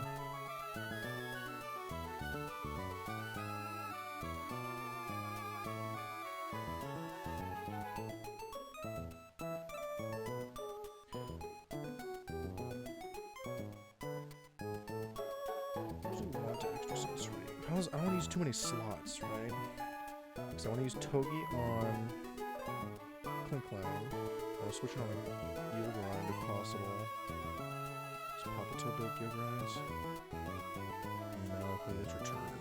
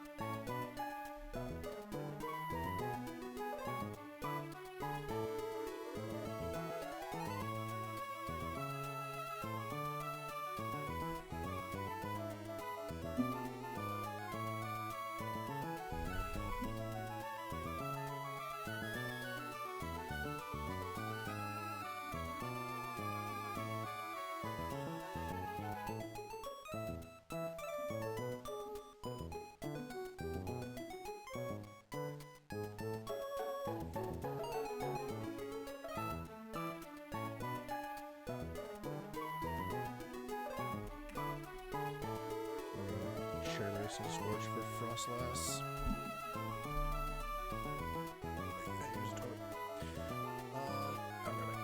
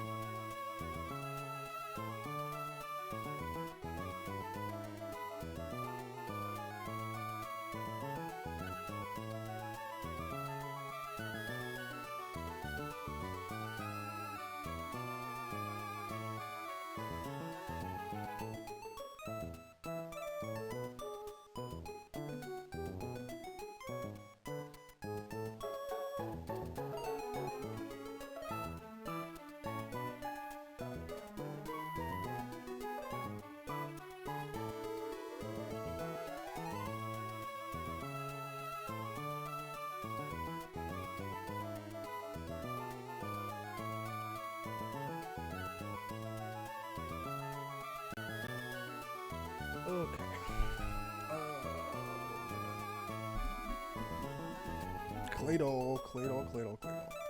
So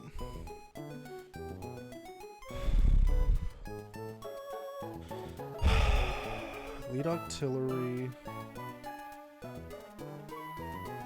If you could do 30%, that'd be so awesome.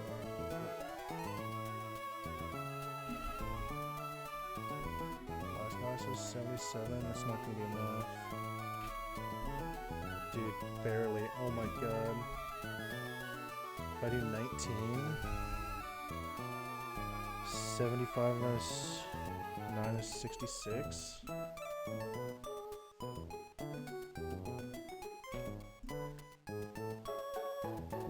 Ooh.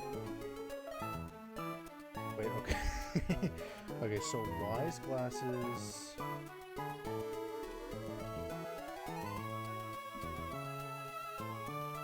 So starting at 85, wise glasses, Octazuka does 66 at minimum, so 85 minus 66 is 19. The problem is it could be extra sensory after that.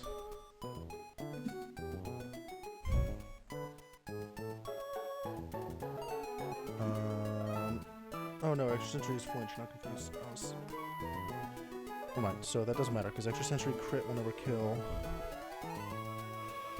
Fletcher. And 85 minus 66 is 19. Oh, it's 19. Yeah, and muscle band Fletcher kills. Okay.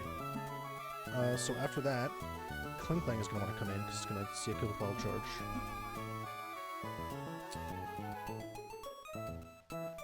Yeah, I was thinking of using Palpatine, but...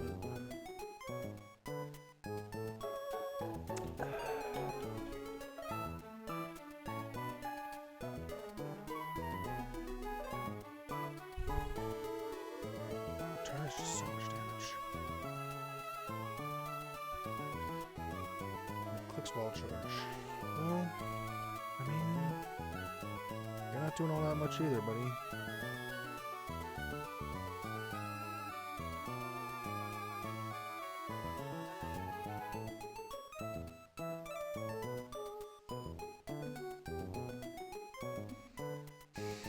I mean, I could bring both, right? Palpitoad is useful for you. Centiscorch can kill you. And always baits Hex, not Ice Beam, which is good, because now I only have to hold a Cherry Berry for Thunder Wave. I can't get Will-O-Wisp burned. So, that's good. Clink comes in. Go.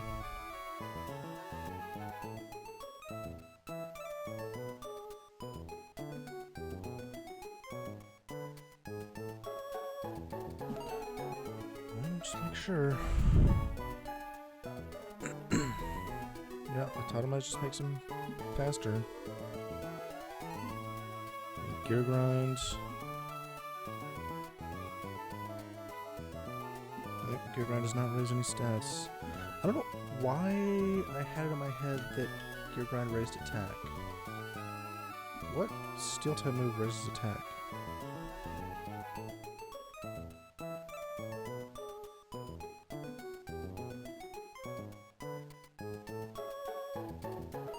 Not gear up. Am I just crazy?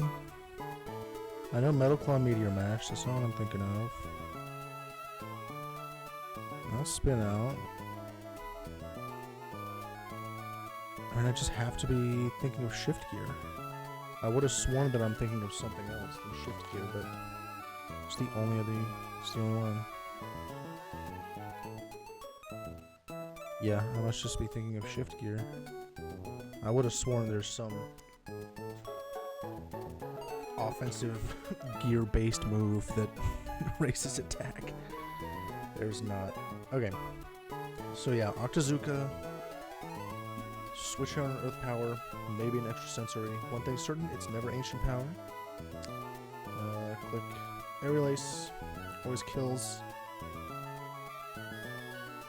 Kling Klang comes in. We go Togi on Wild Charge. Fake out. ever gonna go, if I'm ever gonna go to Palpitoad, it would be on Wild Charge. If it's an Earth Power, so if Fletchender's perfectly healthy, I'll go to Palpitoad, because then it's always Wild Charge. If they're not perfectly healthy, I will go to Togi.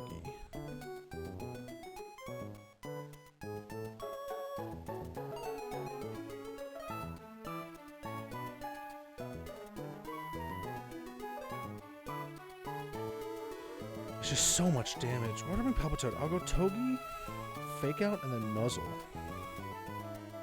And then I can just go Hariyama. Right? I mean, it just seems... Because once you're paralyzed,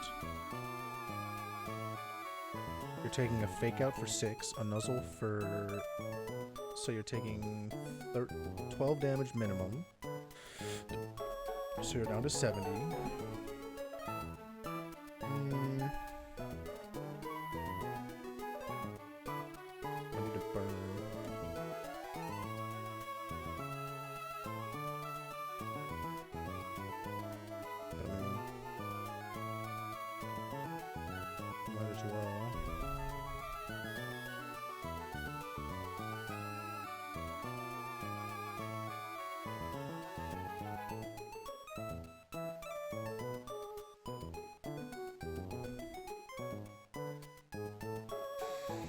I'm gonna do 17.1.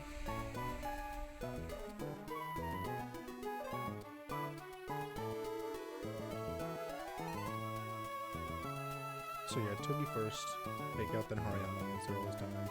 Hariyama's pre-burned.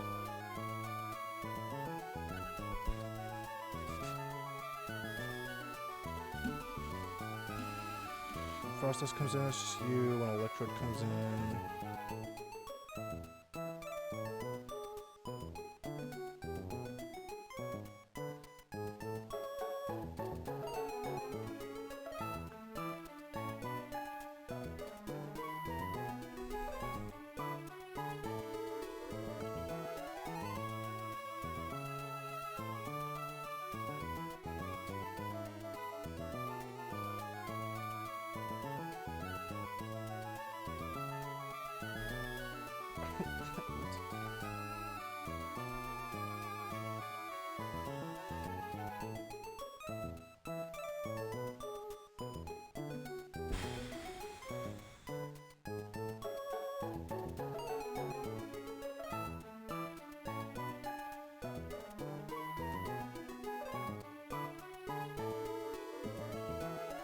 it's Fake Out the Nuzzle, then a pre-burn Fake Out Force Palm will always kill.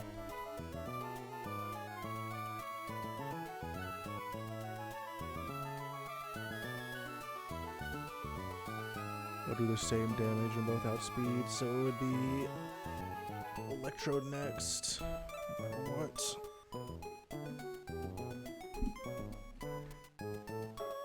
If I'm faster than Clink Clang, like getting the Nuzzle off, and I switch in on like a return, I'm usually out of crit range of Electro Ball. We'll see how the burn damage goes. But I could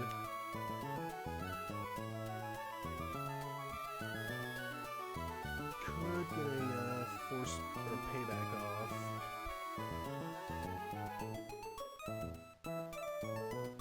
I'll make this safer.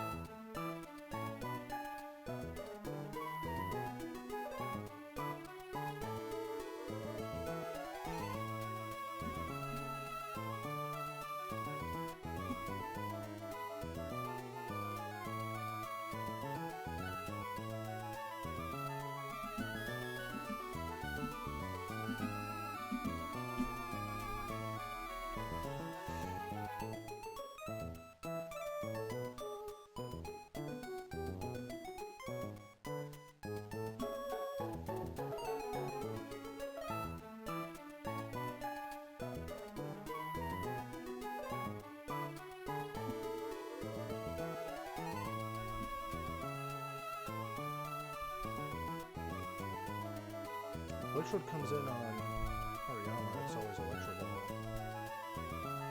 So now I just switch to soft set help to... Okay. So... Artillery and Fletcher. Togi and Hariyama. Artillery. And Center Switch. Okay. Your Wise Glasses. Your Muscle Bands. Oranberry. Oranberry. Oranberry. Cherryberry. Cherryberry because of Thunder Wave. Frostless.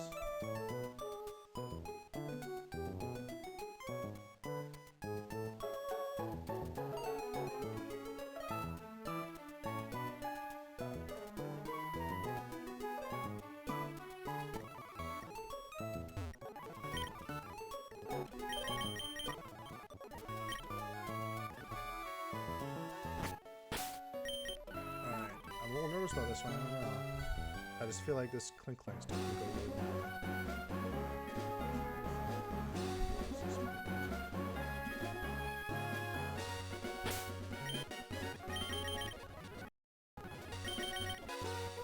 It just feels like this is gonna go well.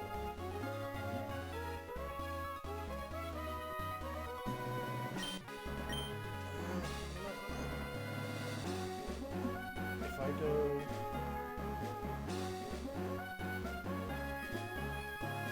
Even if I go -1, Earth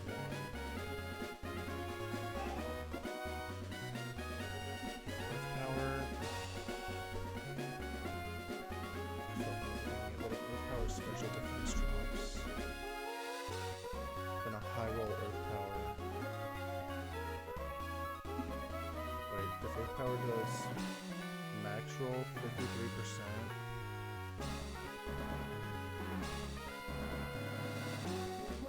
Roll 53%. What if it Earth power crit? If Earth power crits and special defense drops, I have to sack artillery eventually. Because it could be bearing Earth power. Or ancient power. We'll see how long it takes. See, this is what I'm talking about. Oh, okay. Wise Glasses Octazooka. Here's the Earth power. No crit. Okay.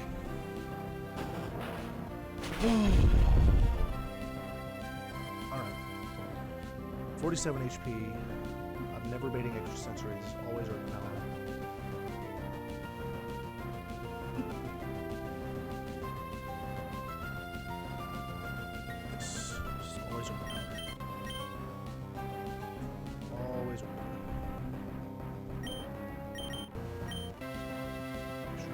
Band.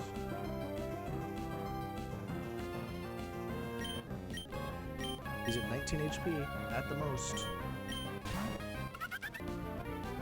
Nice.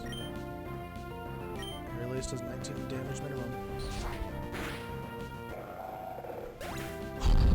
Okay.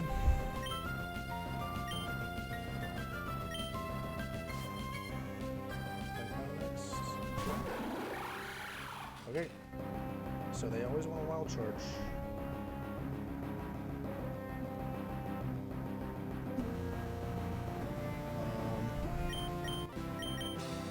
I'm gonna save Palpy for Electrode. So let's put Toby here.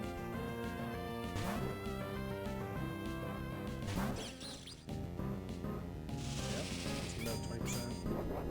It's gonna save a little bit of recoil and also Iron Barb's chip.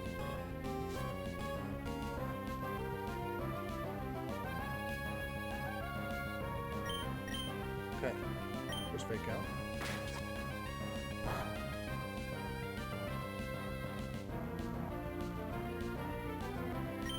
There's muzzle, faster.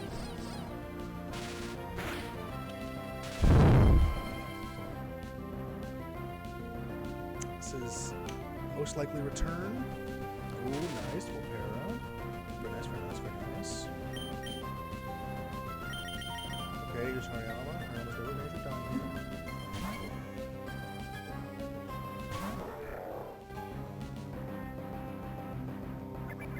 Just go to chest out. Did I hit the back of the last time? Okay. Jesus Christ.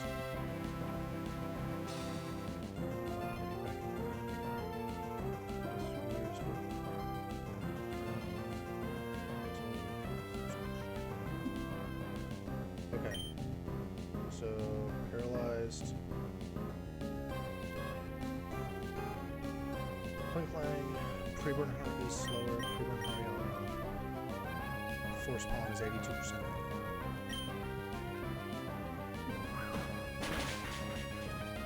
So this should be. Ooh, I guess this is what else that's next. Yeah, active burn, so it's gonna say extra hex damage.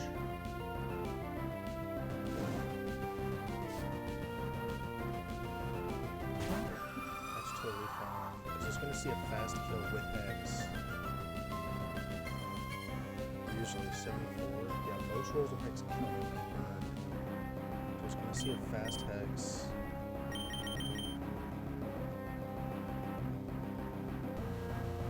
And so we'll go for it.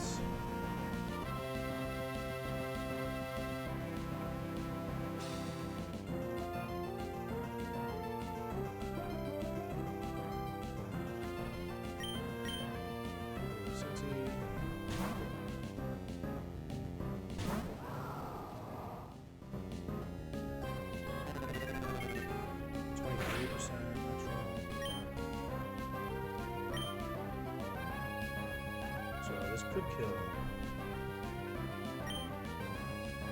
Just too late.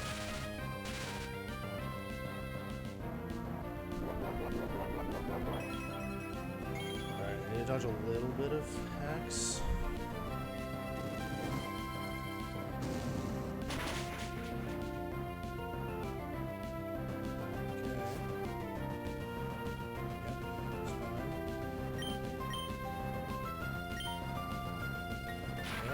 Again. So I'm paralyzed. I need to dodge like 3 footprints.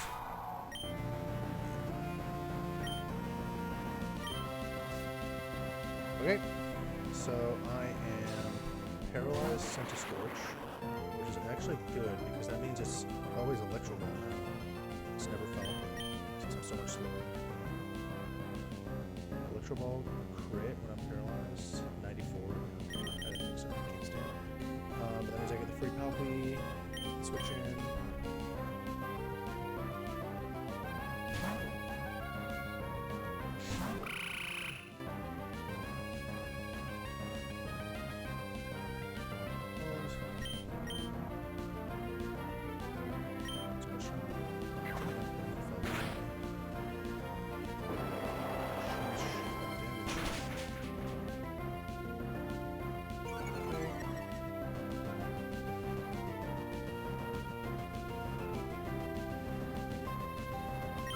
Just out of crit range. Now this could kill.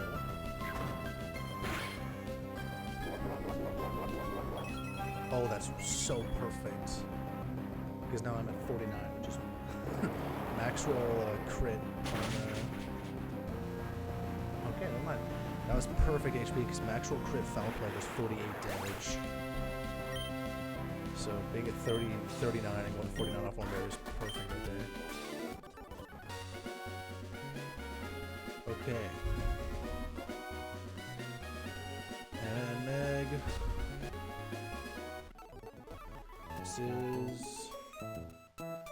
This is the fun one. Okay. Okay.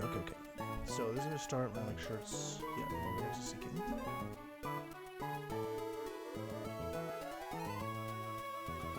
I think I want to take Emolga out as soon as possible.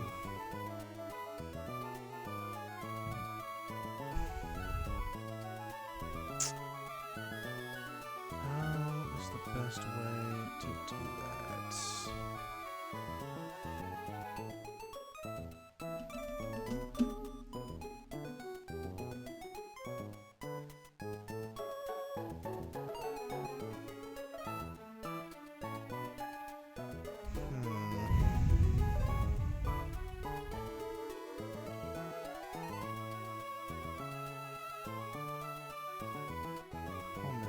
To use fake out.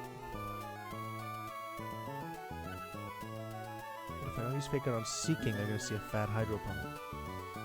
Because I want a rock slide. Okay, so I think rock slide is maybe out of the question. So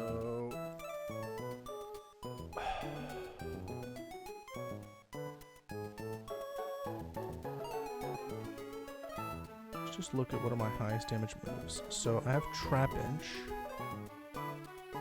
So I could Trap Inch next to Togi for a 48% rock slide.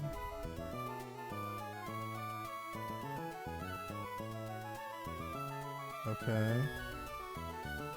The good thing is that they would be immune to discharge.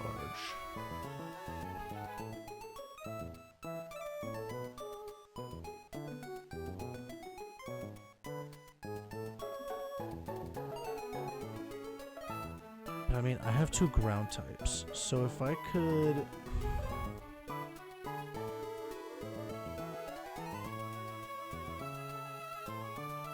Okay, let's think. Because your ass has lightning. How much damage can I do first turn to Seeking?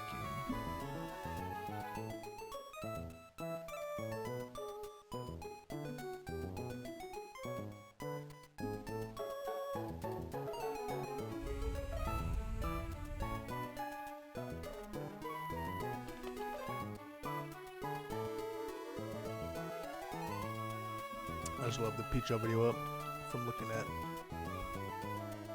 that, let's see what he's there. He fakes out.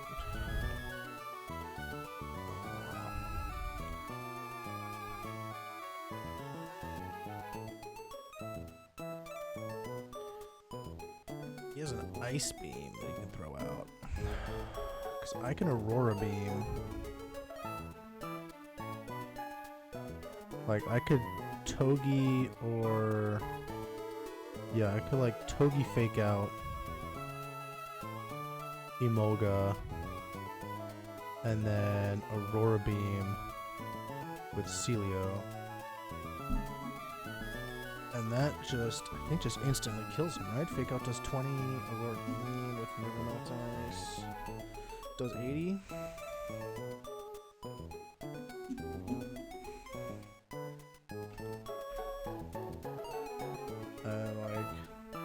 They're clicking anything into, well, they could Muddy Water.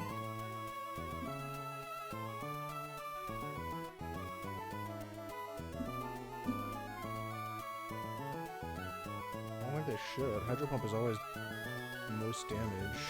And it's always Hydro Pump to Togi is the most damage.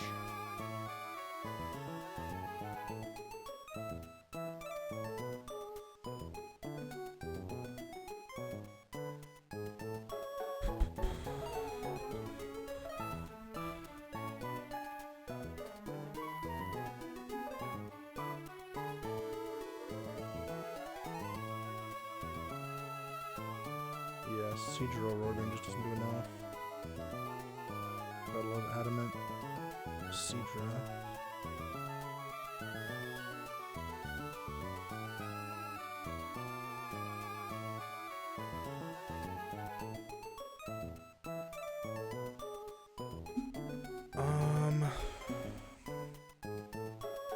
I mean, it should always just be Hydro Pump, right? So I'll just fake out Emolga Hydro Pump, or fake out Emolga Aurora Beam, fake out Aurora Beam into Emolga, and Emolga is just instantly dead.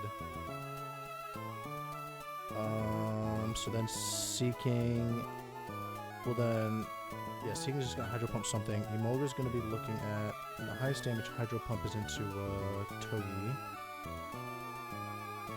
So after I take a hydro pump for like half HP,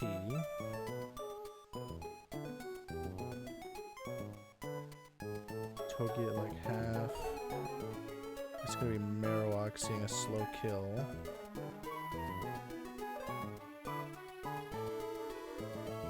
With Bone Rush.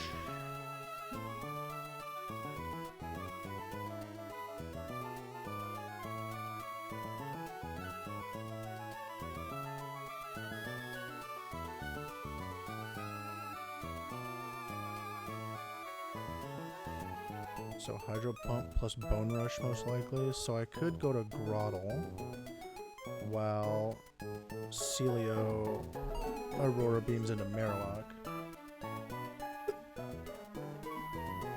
Go to Grottle while Celio beams into Marowak.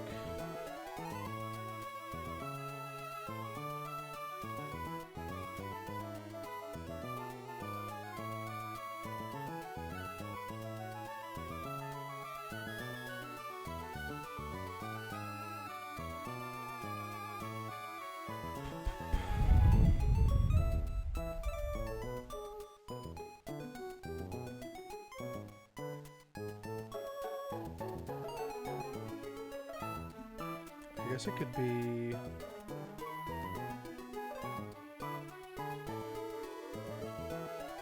could be Artillery instead of, It could be Artillery instead of Celio, because Artillery outspeeds Marowak. And then 2 Octazookas will always kill it. So it'll be same deal. So fake out Aurora Beam Molga turn 1. While Seeking clicks Hydro Pump into Togi.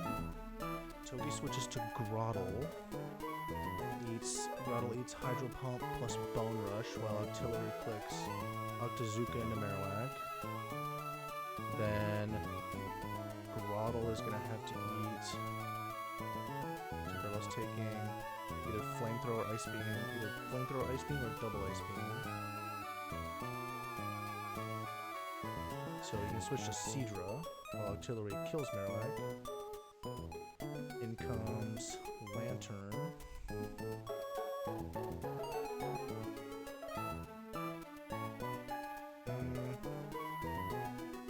So Flamethrower's gonna do too much to Togi. Flamethrower plus Ice Beam.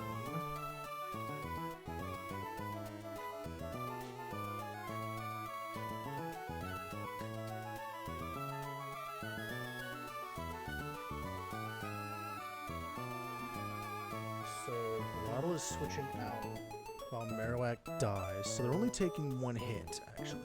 The new switching is only taking 1 hit, and it's an Ice Beam from Seeking.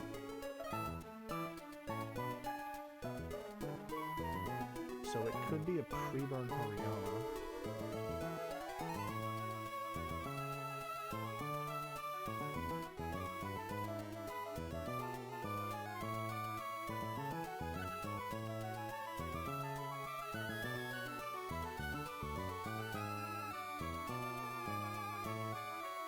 Be a pre-burn Hariyama who can then fake out somebody.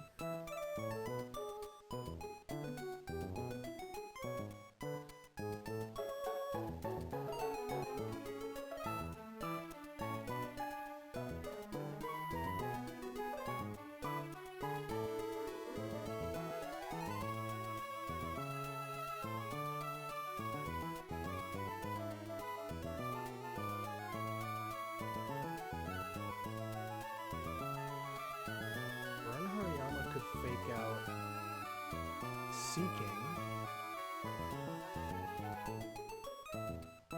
Or how I could fake out Seeking while Togi switches in.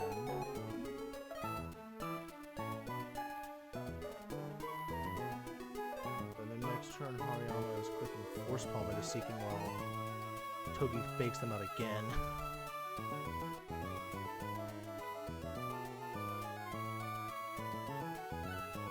Seeking's dead, it's just them, so now I can just have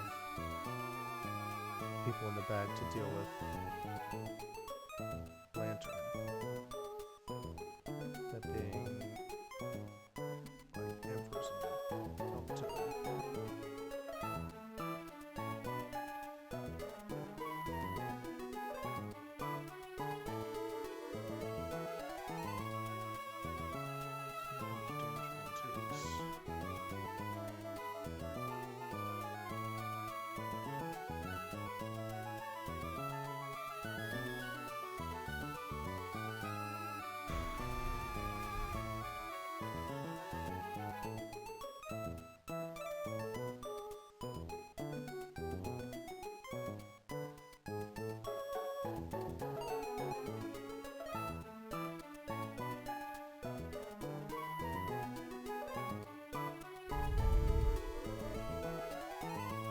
watching Peachels fight against these two, and it's like, it's at least what I looked at at the start, pretty much the same as what I'm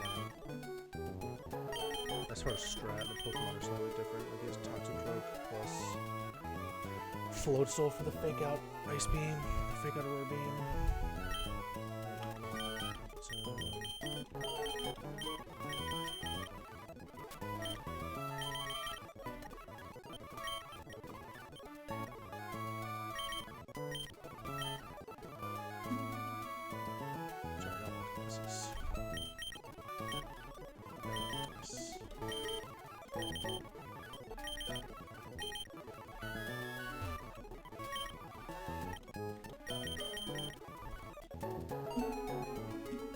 Okay.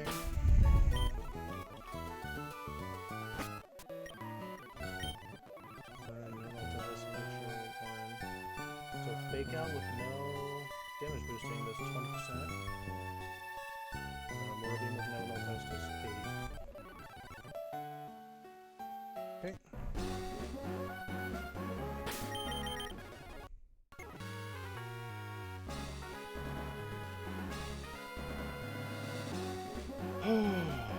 Just trying to find him over nose though. This could go really wrong.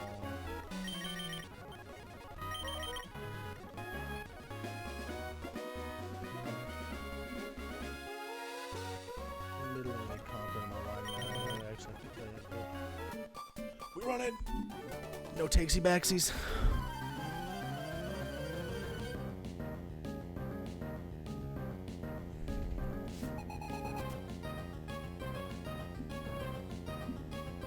Okay. Olga seeking.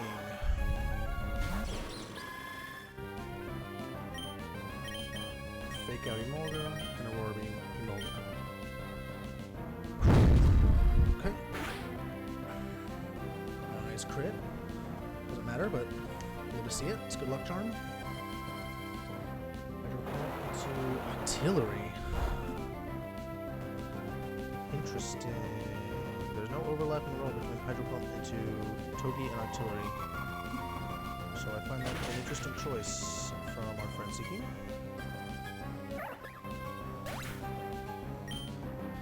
Okay. So this is... What? Yep, nice. So, again, Marowak sees a slow kill with Bone Rush. So it is absolutely always attacking into Togi. Again, I think Seeking was meant to hit Togi there. I'm not sure why they attacked full square. What are the move changes?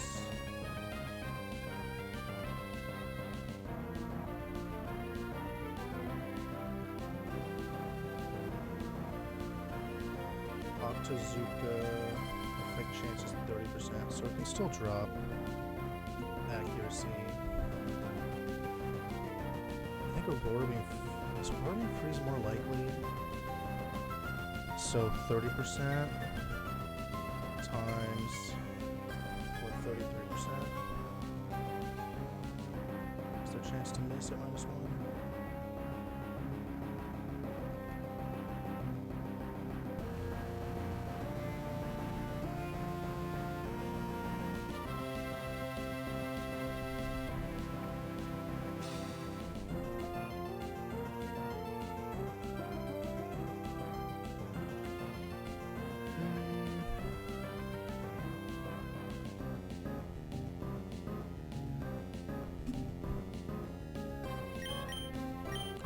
So Togi's switched to go.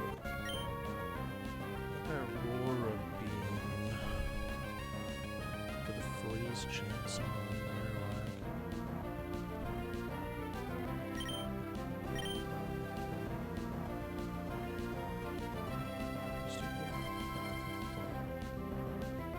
What is here?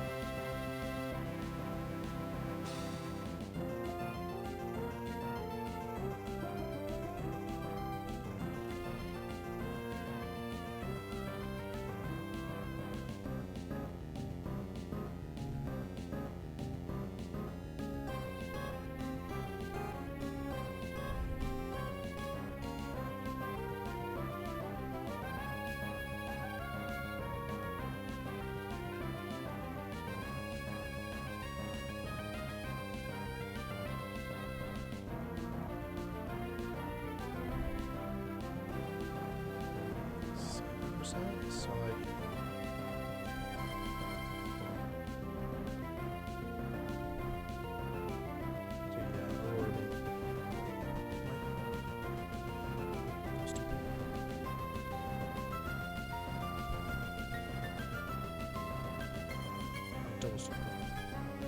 Because I was thinking of Ice Beam the entire time. Roar Beam does not freeze. Roar Beam, what does it do?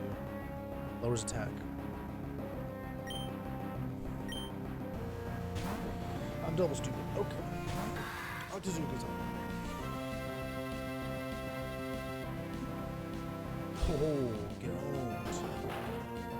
Okay.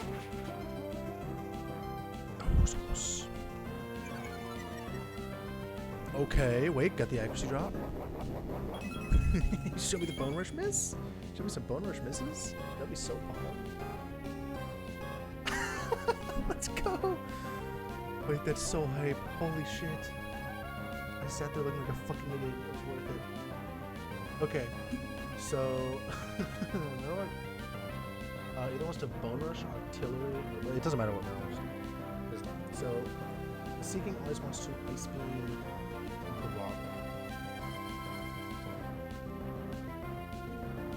if I switch Groddle to Togi right now, Togi will get frozen by this beam. So I'm going to switch to Hariyama on this Ice Beam, since I'm pre-burned. And Artillery is going to Octazooka Marowak and kill before it can attack.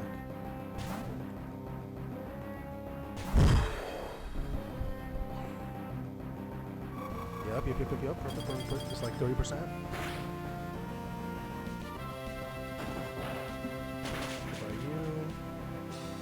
Okay. So here's the thing. This Lantern does basically less damage than Seeking Underblade. So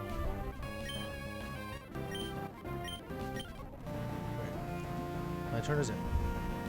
So Hariyama pre-burn is going to fake out Seeking.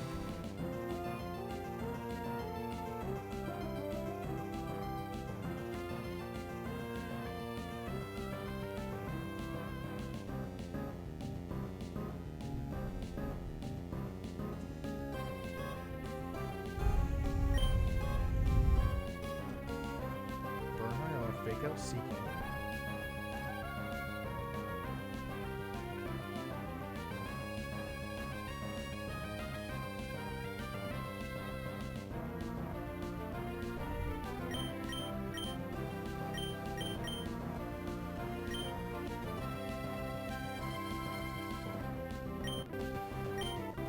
Artillery switches to Togi.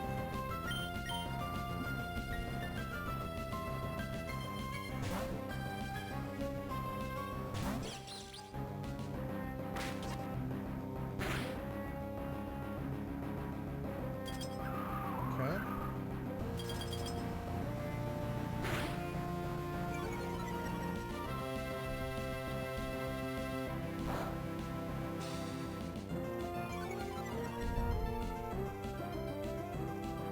So Lantern doesn't have any kills.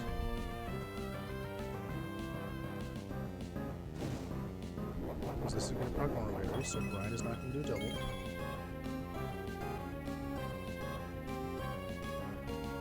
Problem is Brian into Hariyama plus burn damage could kill. Brian crit, I should say.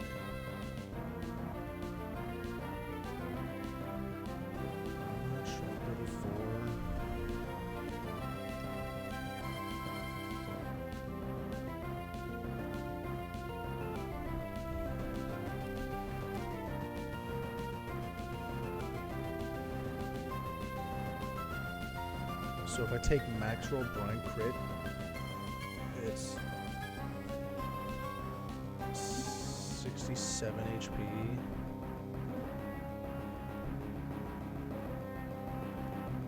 Yeah, if I get max roll Brian crit into burn damage, kill.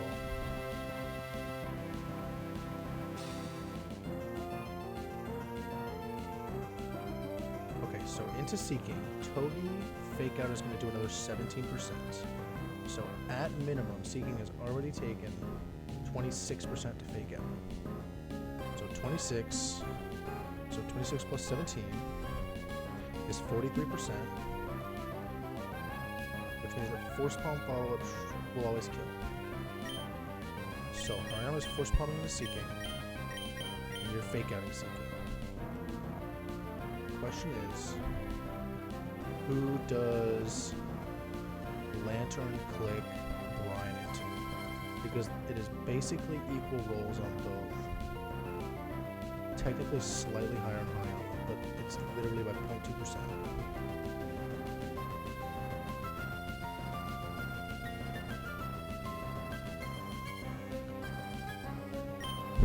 Okay, so you fake out seeking.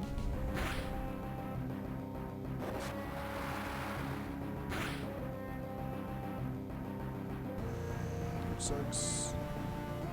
Okay, nice.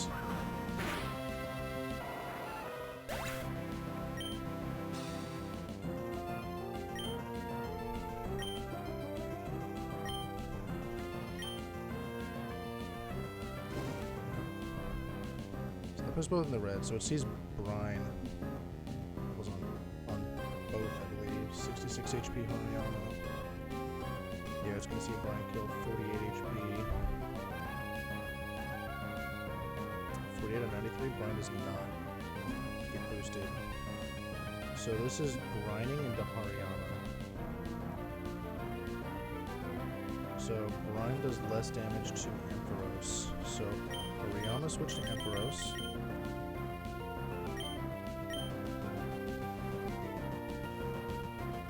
Togi switched to Palpatine.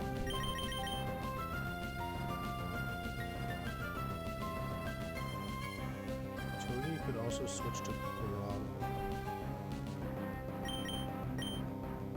Let's do that. Grotto always lives 2 turns. Looks like it's signal being confused. But it should never be signal being this turn. Let's do Grotto.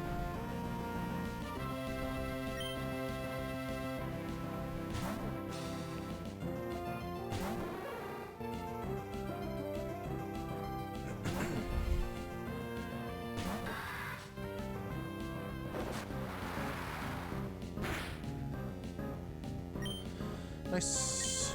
Okay. Okay, body slam. And legs.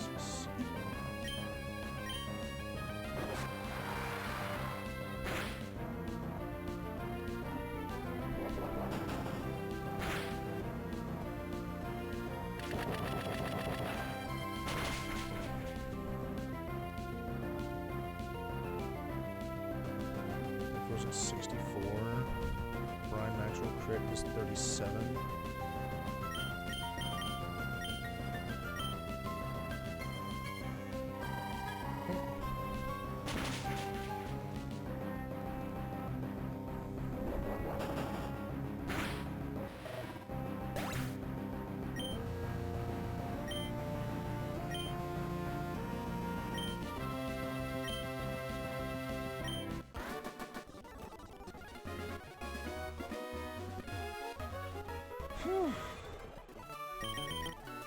Alright.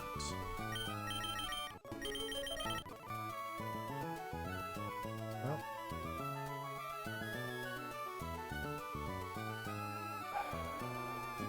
Easier.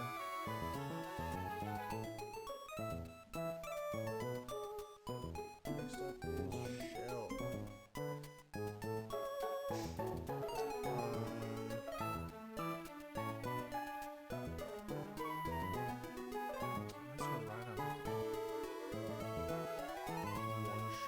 So if I go,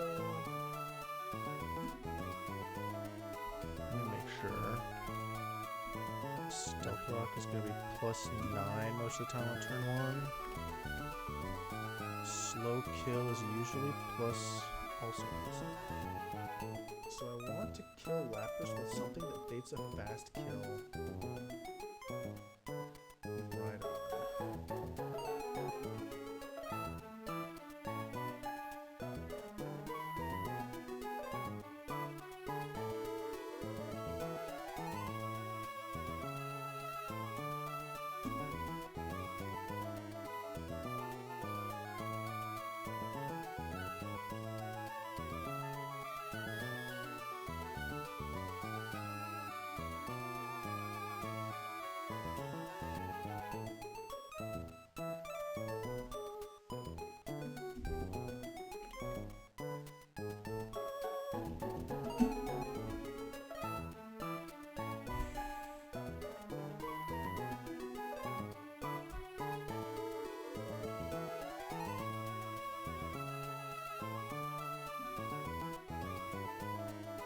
go with pre-burn Hariyama.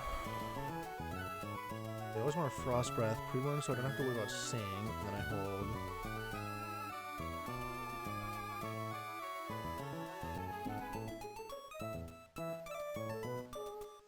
Pre-burn guts muscle band doesn't make that a team kill.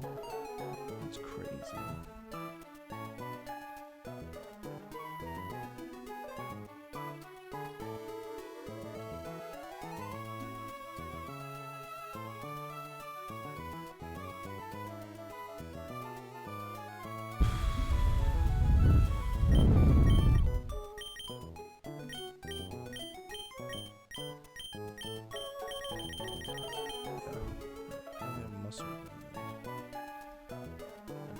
Out like silk skirt for fake out.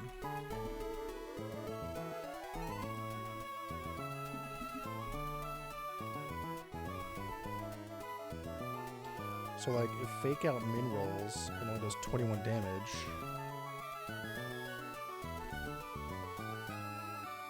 This one's actually really unlikely to KO. Only one roll of force palm will kill.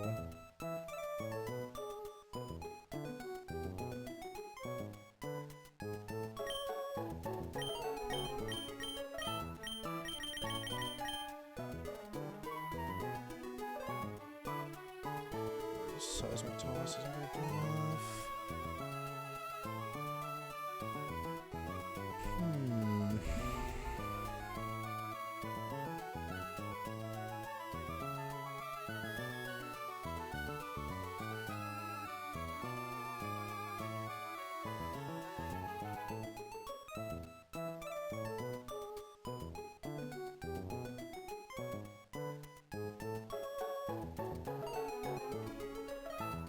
If I still had Vital Throw.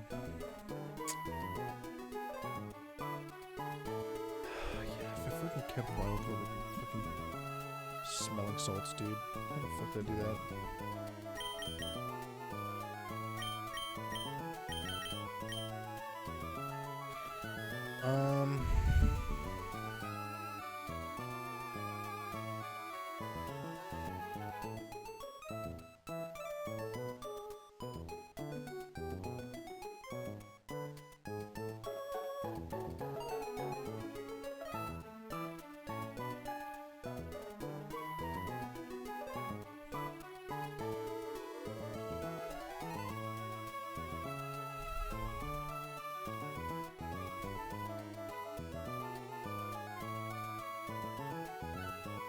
I could lead Togi to fake out.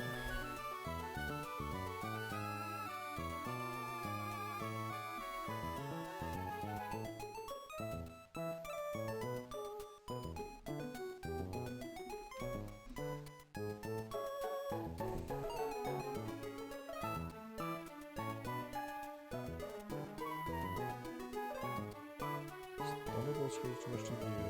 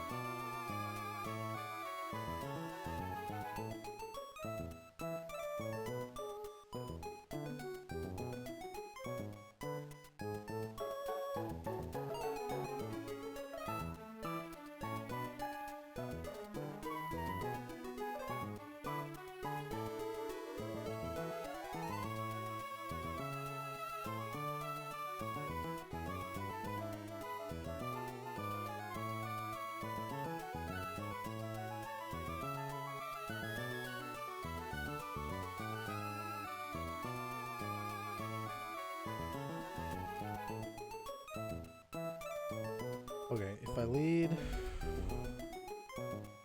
you, so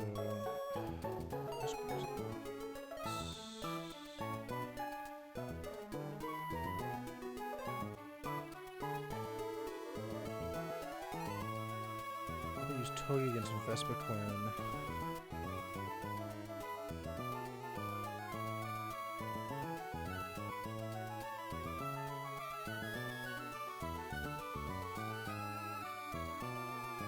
Ampharos against second T-Wave, Togekiss, and then Thunder Punch spam.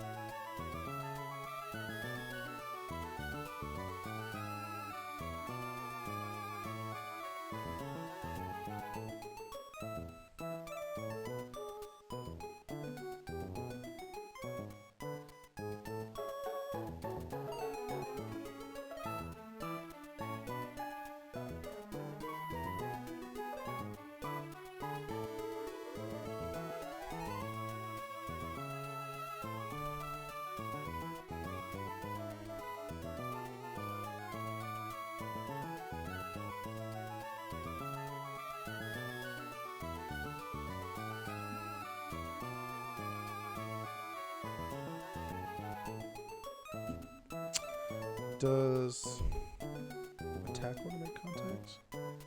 Actually, don't know. I wouldn't think so. No, it doesn't. Okay.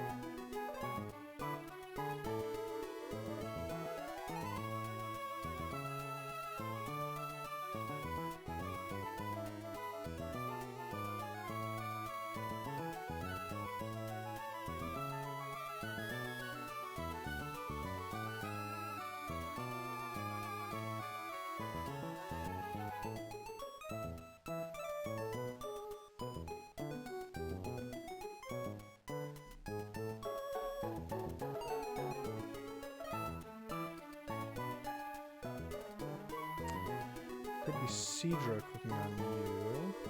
You're getting Grass Knot.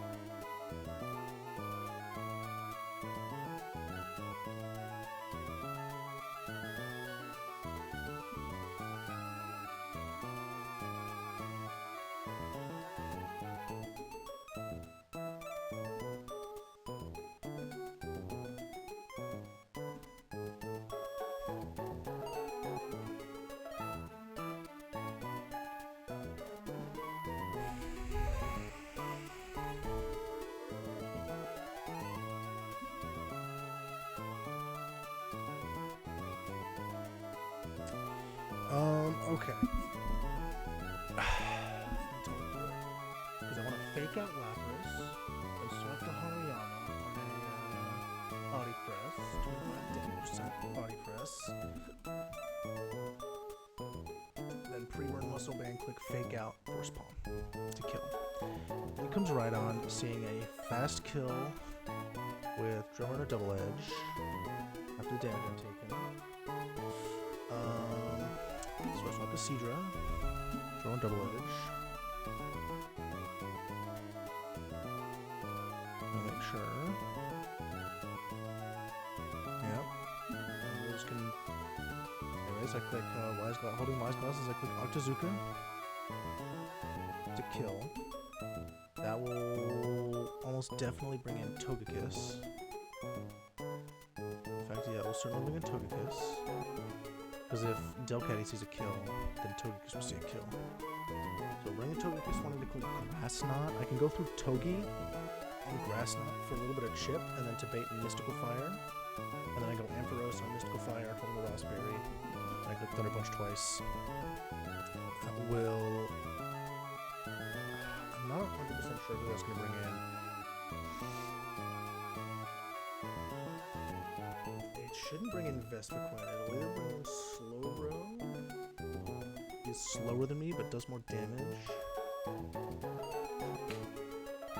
And Delcatty is faster than me and does more damage. I'm assuming it'll see the last resort damage, so I'll swap on the first turn where they fake out. I'll swap to Togi for the fake out chip. I'll fake out myself. I'll do my own fake out. The turn after that. Then to Tortuga.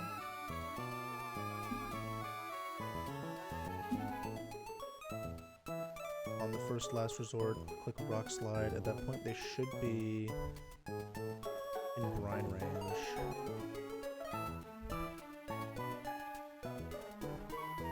After that, it should be Vespiquen with the fast kill with HP Grass, so I'll go... The question is, who am I killing Vespiquen with versus who am I killing Slowbro with? Because Togi can take on either of them.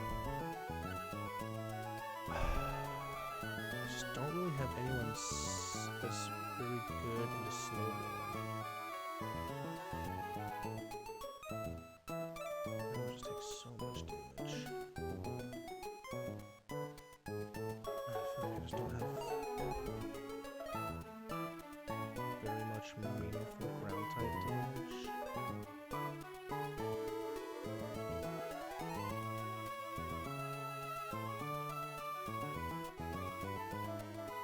Like, I think Togi is better spent on Vespiquen.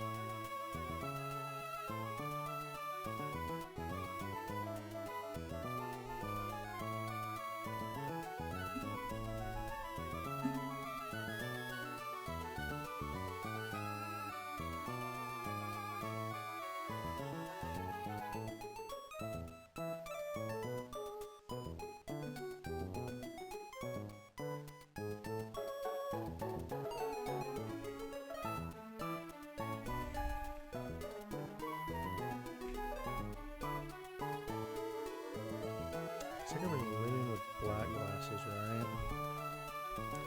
So whenever he wants to... Because Linen can switch in immune to Zen Headbutt. And then Togi can switch in immune to Poison Jab.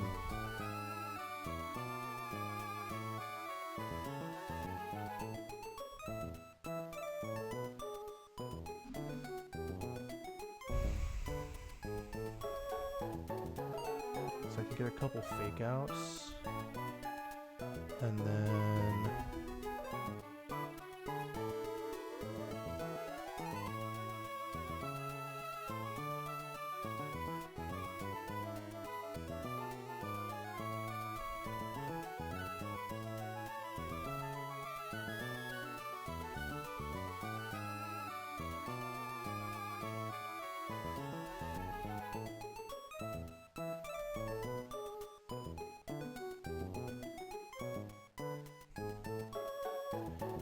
Houndoom does kind of the same thing, but I get fucked even harder by Quick Claw going first.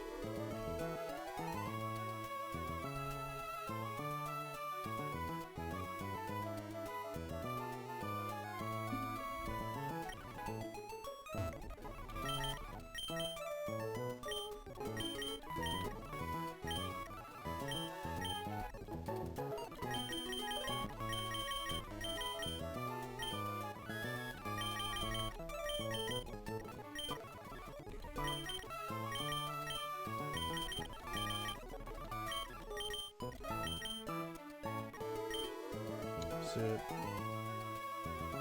wise glasses or multi-ice? I guess it doesn't really matter.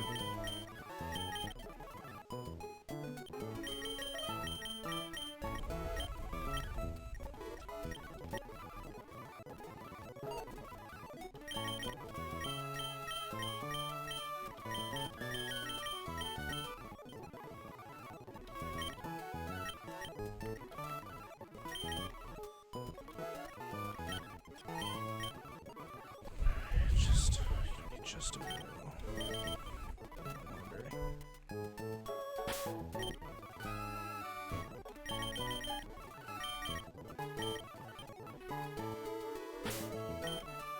So the riskiest parts are probably Ampharos against Togekiss. Vespiquen, I'm 1v1ing with Togi, just spark twice.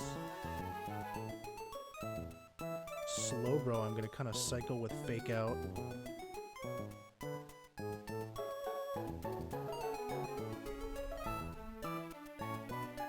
So I don't need to cycle it because no matter what, unless I get him below half, and he slack offs on the switch, right? So I just want to go Togi, Fake Out, go Houndoom, Click Crunch twice with Black Glasses, and I just gotta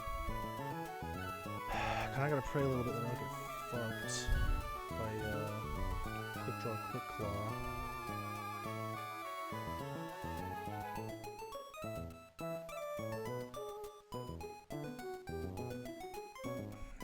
And then Delcatty, I'm gonna do a little bit of cycling with them.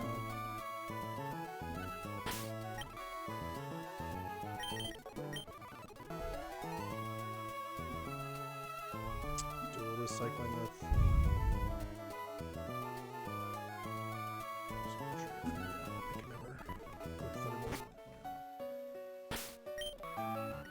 Alright, let's do it.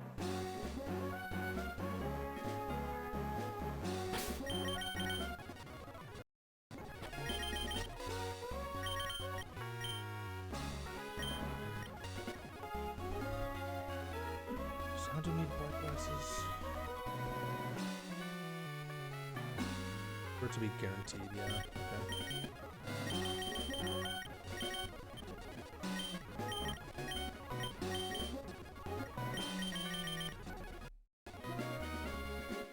Okay, here goes nothing.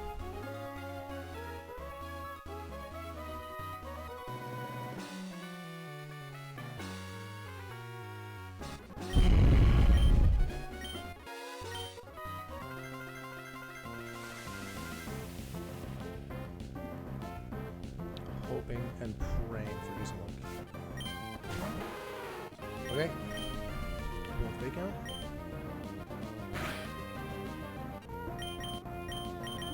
Here.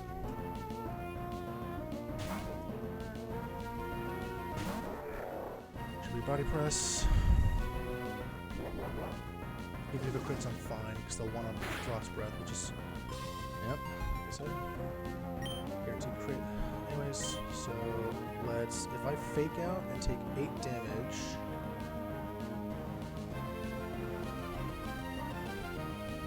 Go to 73.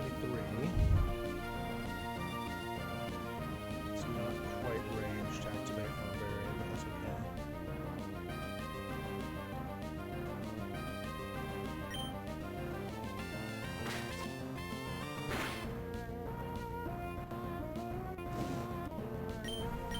I'm never in Frost Breath range. Frost Breath does 67.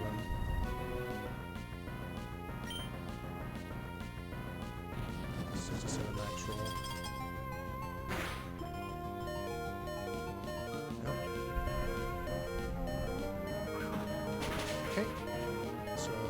Yeah, why the fuck aren't you dead? What? Wait, that should be guaranteed always. Wait, what?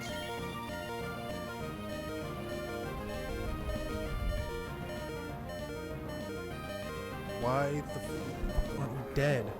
What?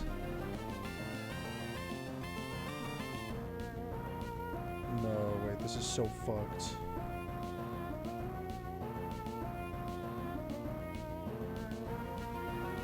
Because I don't bait right on it next. So it can stealth rock. Why the fuck didn't you die? Wait, what?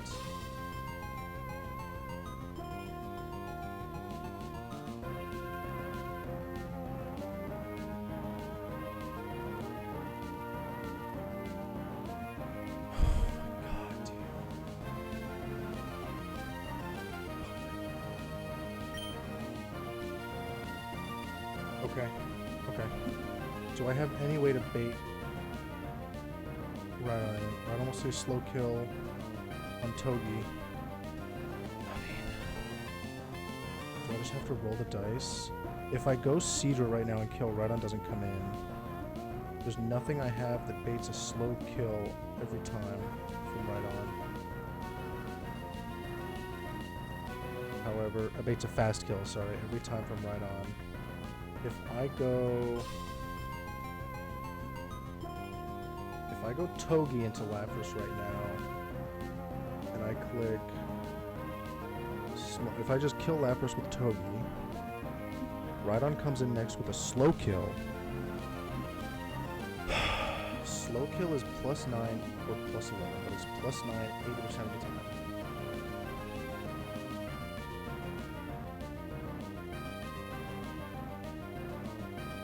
So,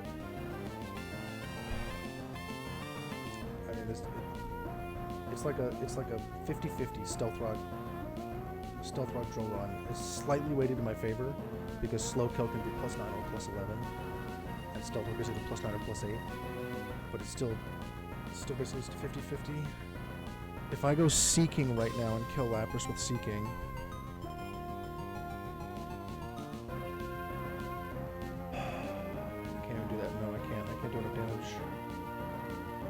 They just ate their citrus. They lived on like 1 fucking HP and ate their citrus.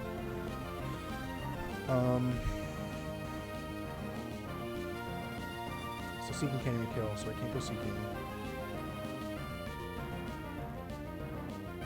If I go Ampharos and kill with Ampharos, nobody's gonna see any kills. Rhydon will come in next, faster and out damaging. It's a speed tie, so it sees itself as faster. But that's just the same thing as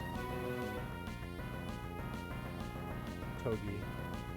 Except it's worse, because it's not even going to see a kill, it's just going to see a fast out damage versus a slow kill.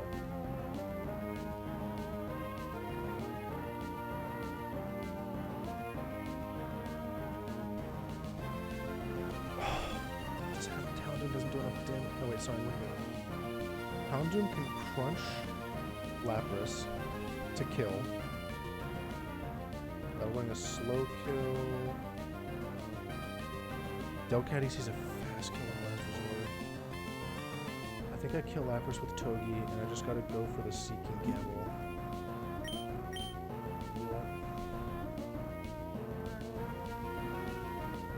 Okay. For Togi into Lapras.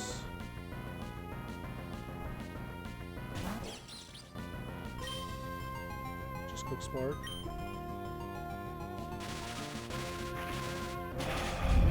This should be right on him next.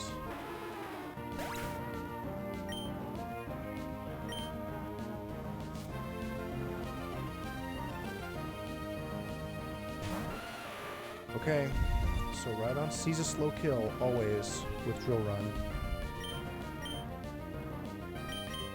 Please use Drill Run, man. Please. Don't Stealth Rock.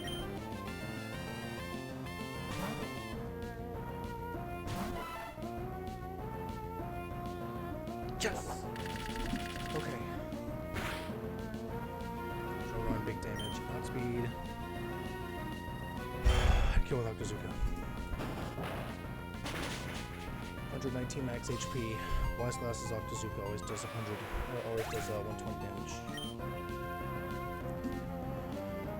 Okay, so Togi sees a fast kill with Grass Knot.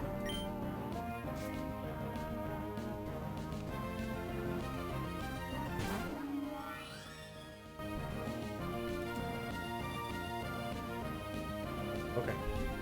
This is always Grass Knot from Togi Chris.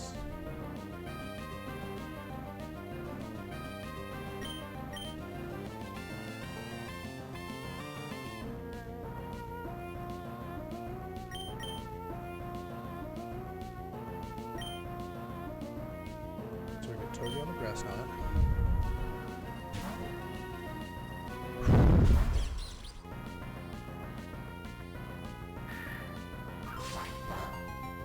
That's true, I couldn't use it. That's okay. So now we fake out.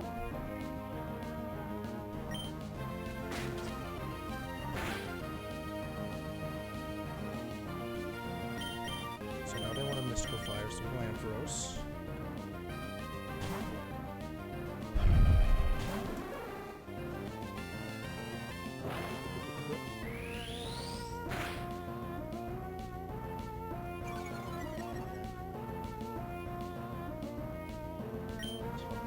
Wait, am I?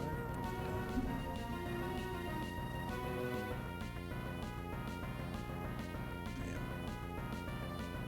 What fucking fire move is 50% chance to burn? Dude, I should double check this shit.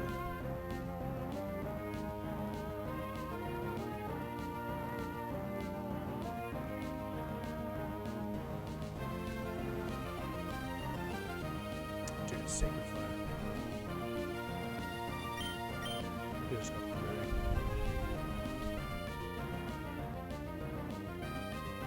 Okay. Another punch. Still using. Oh, it has somebody else. Okay, no crit. That's amazing.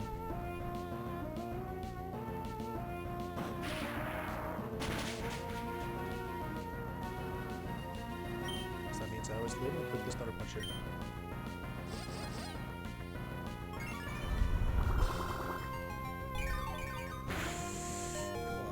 on. Crit. Come on, come on, come on, come on. Please.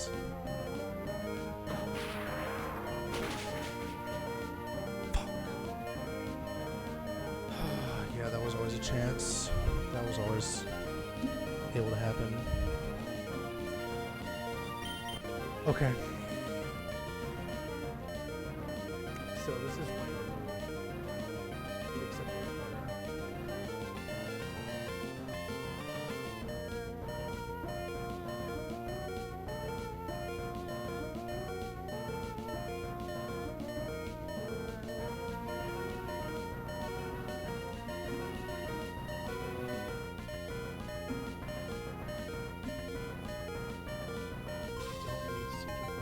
I could sack Seadra.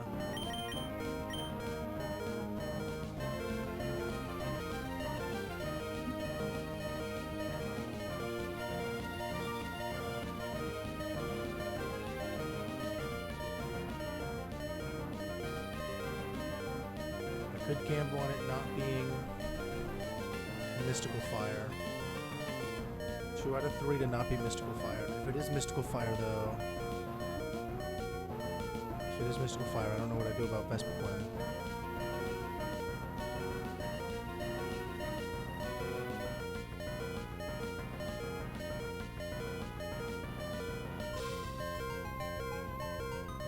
So it keeps. But if it's Draining Kiss, Togi's gonna have a tough time killing. No, they're not. Smart Strike is gonna kill.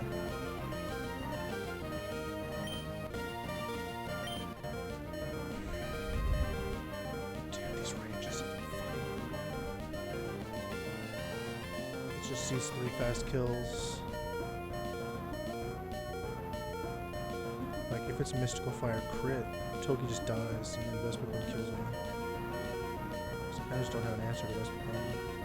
I would have to like Aurora Beam, Sac, Cedra.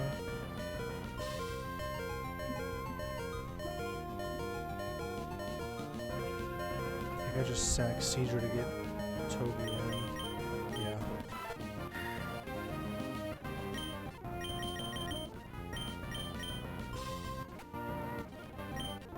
Okay. Okay, here's Delcatty.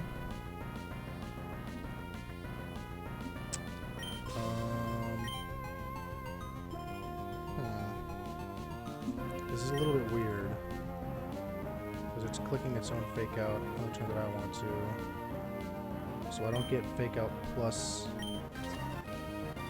Barb's chip. I just get the Barb's chip.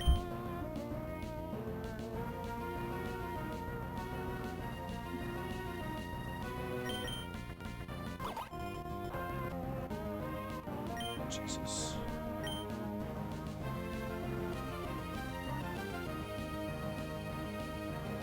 It's just so much damage, man.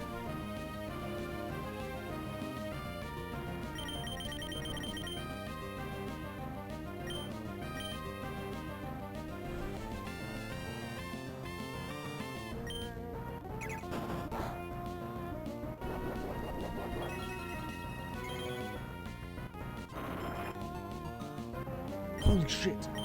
Wait, that's so good. No crit, no crit, no crit, no crit, no crit. Yes. Okay, best play. So this is... Oh, this is like a random move, essentially.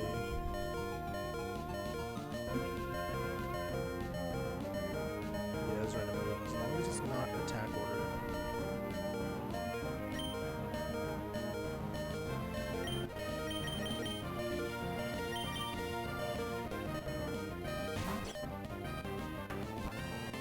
That's huge. Love that.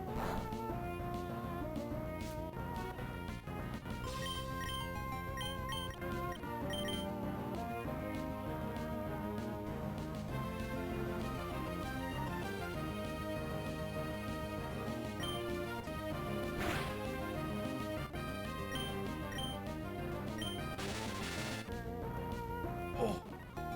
Can you notice? Okay. Last up is slow, bro. So this will always want to Zen headbutt me.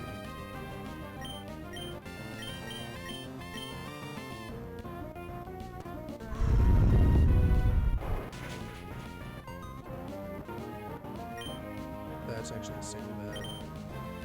If it outspeeds me, if it quick draws me. Fuck.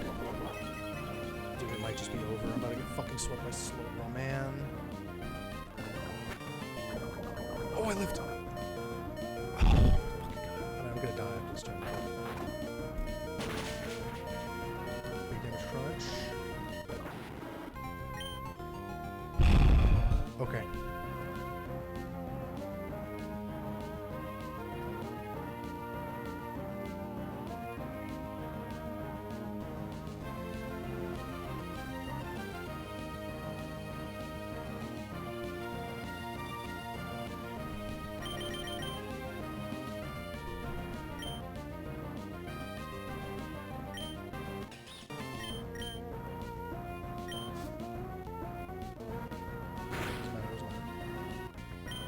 I need you to not fuck me.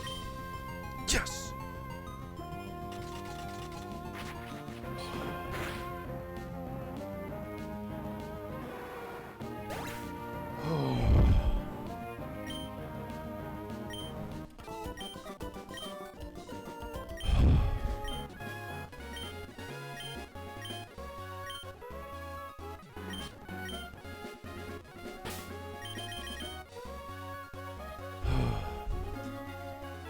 Oriana, Cedra, Houndoom.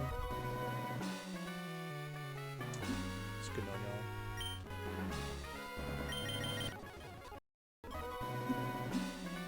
Jesus.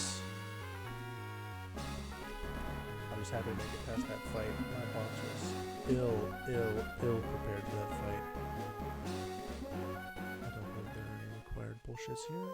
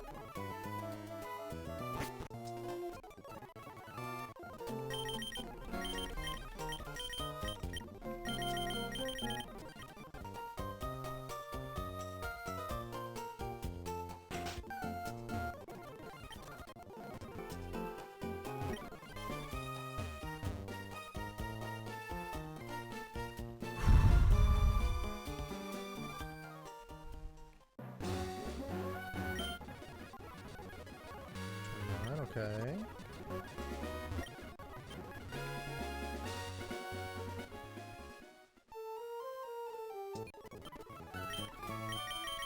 Okay. Alright, let's loosen this up.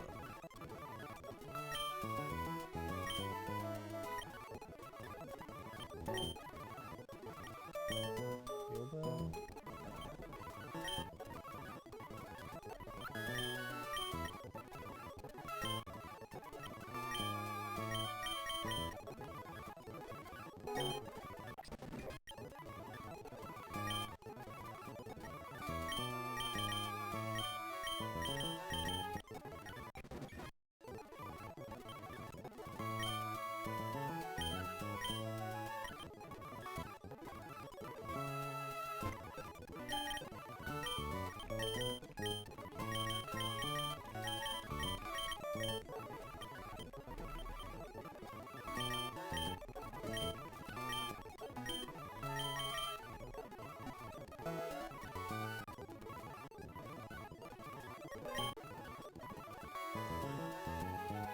Well, I don't think there's any reason to delay.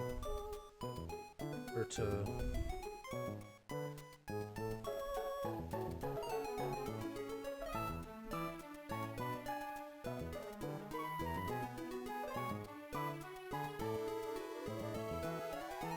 Yeah, there's no reason to not level them up before running.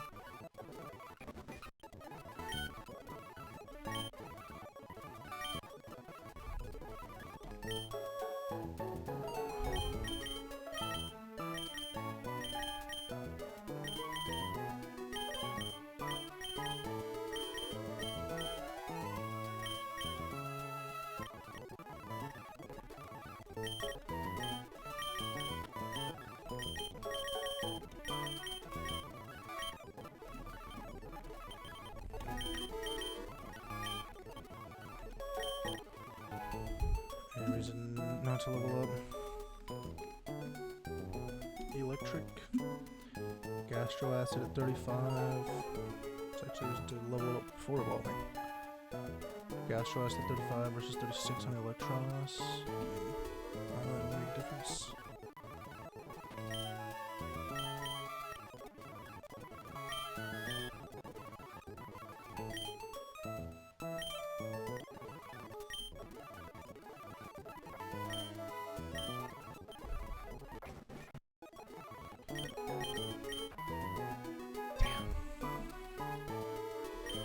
Okay. Damn, that sucks. Lost. The 50-50.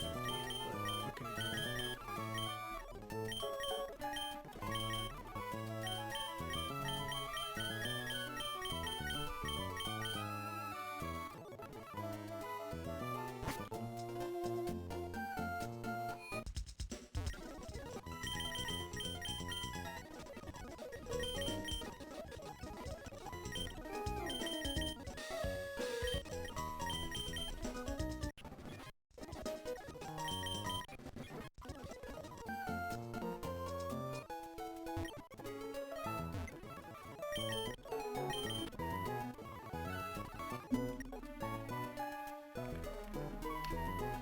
Alright, let me import the new gang into the box.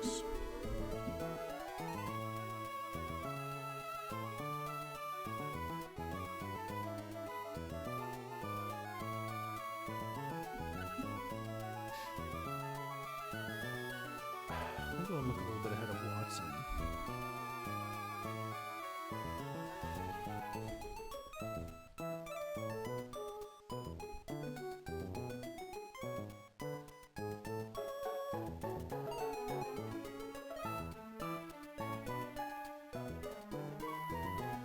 So I am going to have, most likely, these low. I'm most likely going to have a Torterra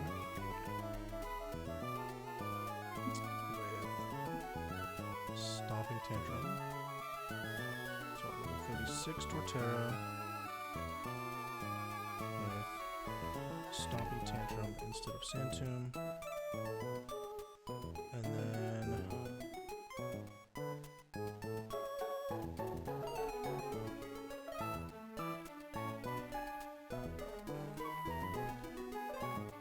36 seismitoad with earth power instead of... Maybe not instead of mud shot. Maybe instead of bowling. Instead of hyper voice.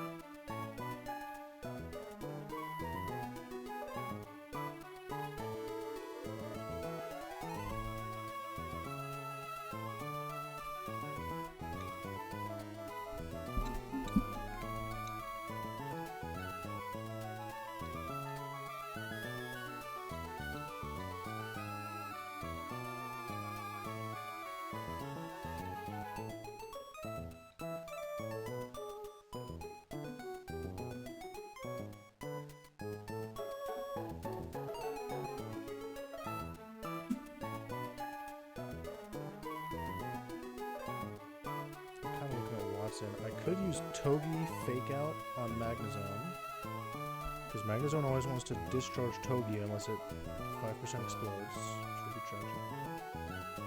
But Fake Out Magnezone, swap to Torterra, and then kill a Stomping Tantrum. Torterra would bring in most likely Lantern, clicking Ice Beam.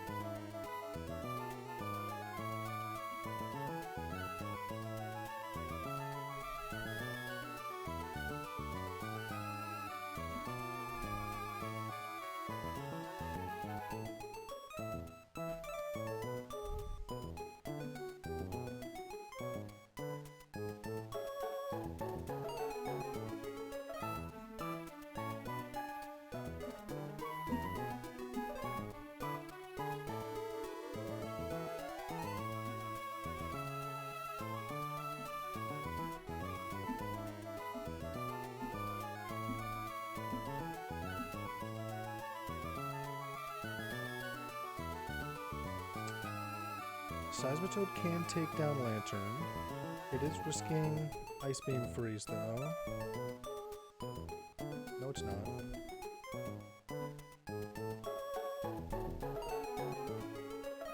I was looking at the wrong way. I had the damage rolls backwards.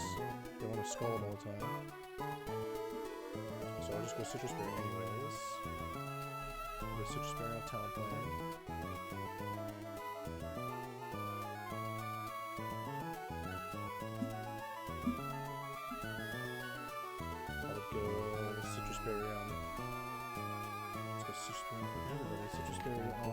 Togi on Torterra, Citrus Berry on Seismitoad on Talonflame.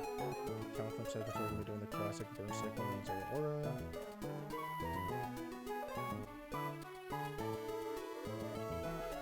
I'll Citrus Berry on Executor. Use Executor against Electros.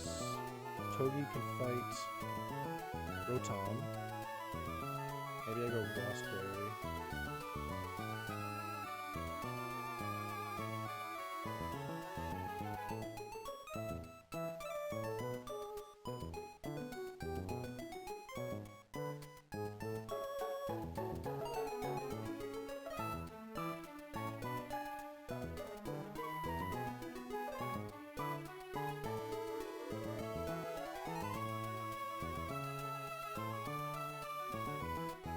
whoever Ampharos comes in on, they should want to discharge, which gives Torterra a free switch in turn. And put 2 stomping tantrums and kill.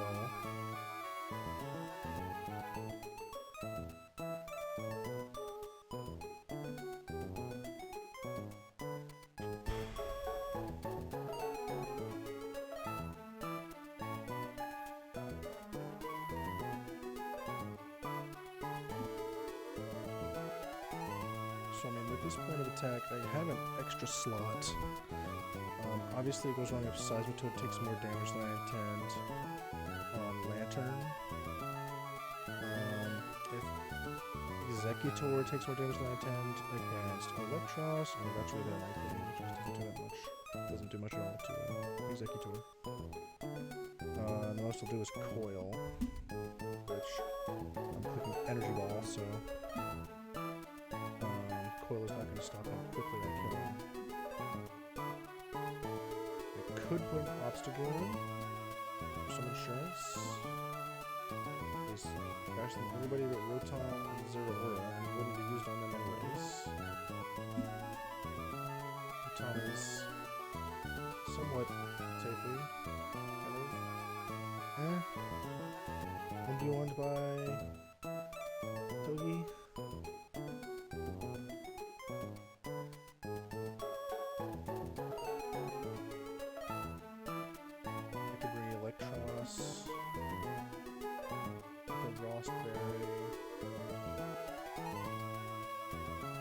Although if I'm bringing the Electros for the Rotom Fan, or for a little bit extra backup against Ampharos, then my own Ampharos is a little better. My own Ampharos takes less damage from both.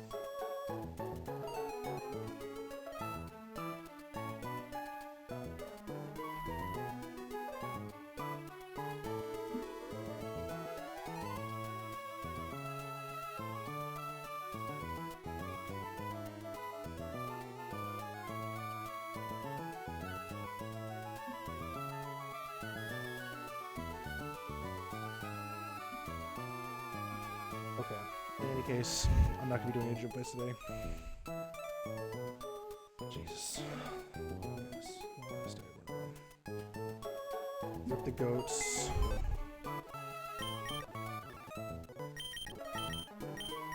Would have been fun to use Mega Houndoom. No. I don't think he's all that good in this game, right? I've never gotten to use Mega Houndoom in this game, so I don't know for sure, but I think he's not supposed to be all that great.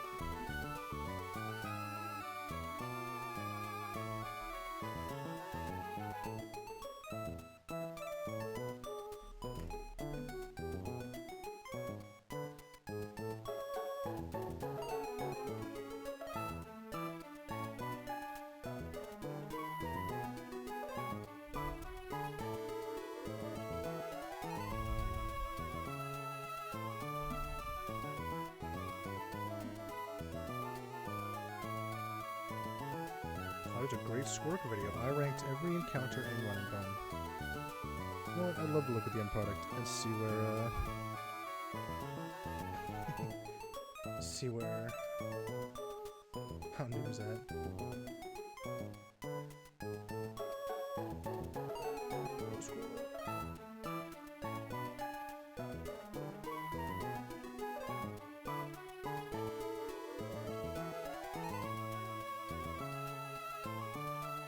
Put him in B tier. That's valid. Cedra, yeah, probably going to be a Kingdra. Kingdra would have been nice, but I don't know that you would have done all that much anyways. 0 attack, adamant, with 3 speed. Let's be real. This dude was pretty shit stats, but I don't know. I'm not a hard out here. You're the goat. You died undeservedly. Huntail was the goat though. Huntail did the classic Huntail. Classic Huntail strat. It was Fungus evolves at like 37, right?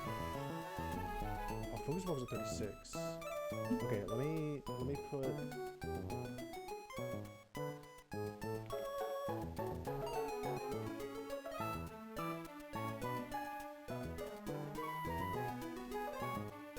Let me put an Amoongus in the calculator.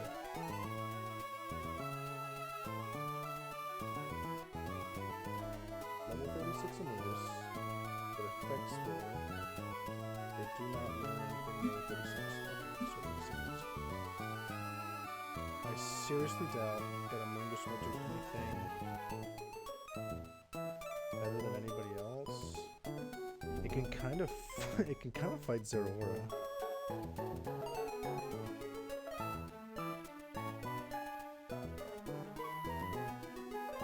Like low key.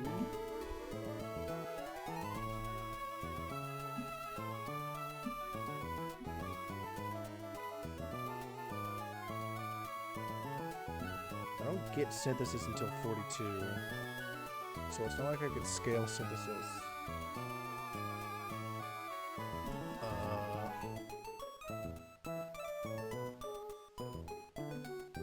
So if I wanted healing against Zeraora, I'd have to use Ingrain. And if I went in with a Citrus Berry, I would just get knocked off immediately.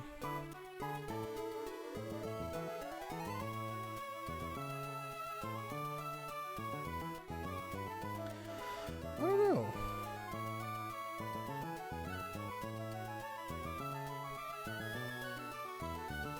What's up?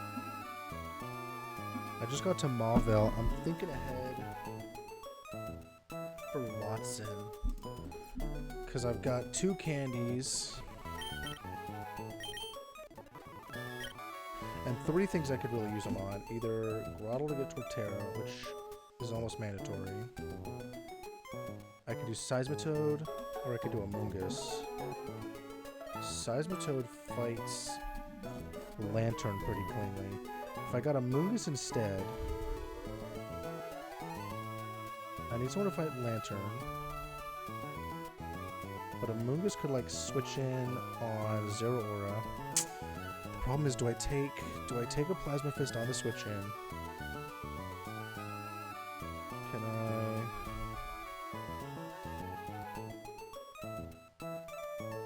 So Seismitoad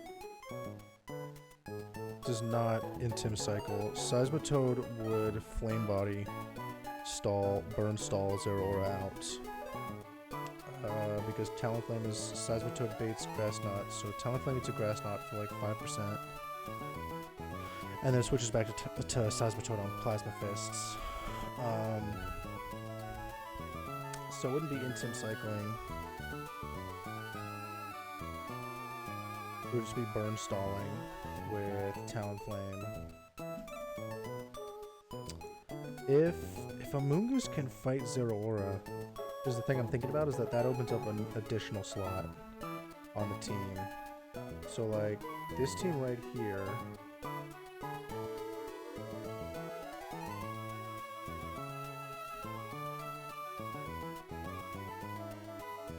Defense drop. Yeah, the thing is with like with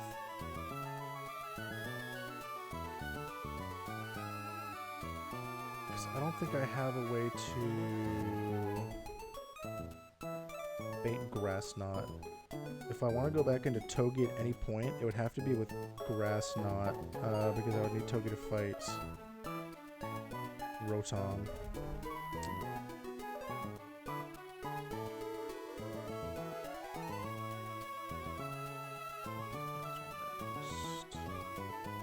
Because if I could do like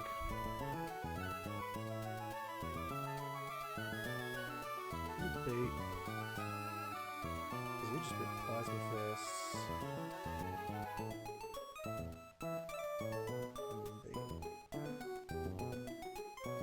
I really don't have anyone who baits Grass Knot consistently except Seismitoad, I think.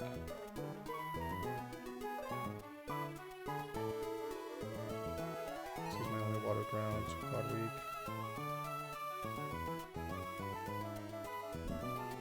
Could I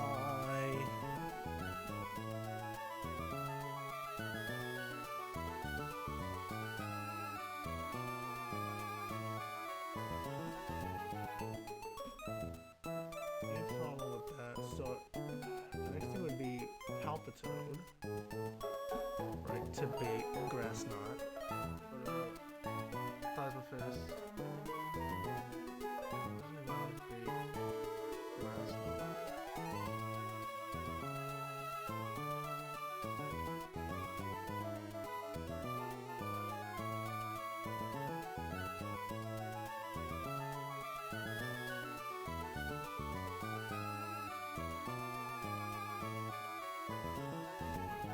Oh, it's because Seismitoad is heavier.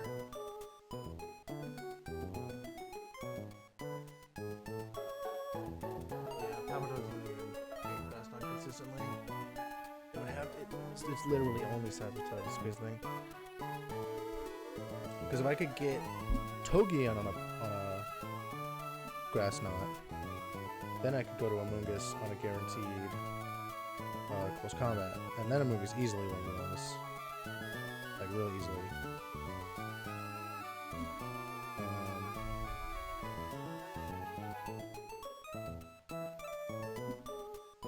And this Seismitoad is wrong. Level 36.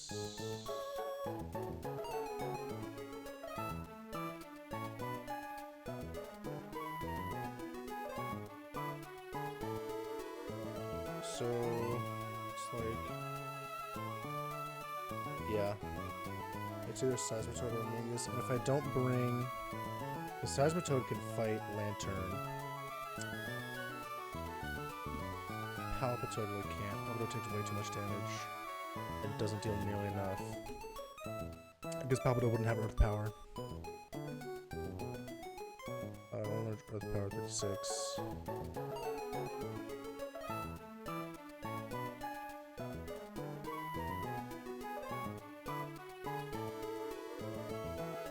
Well, think about if I bring Amoonguss instead of Seismitoad, who is going to fight Lantern? Because my grass types are going to take way too much time to speeding. Palpitoad can't do it.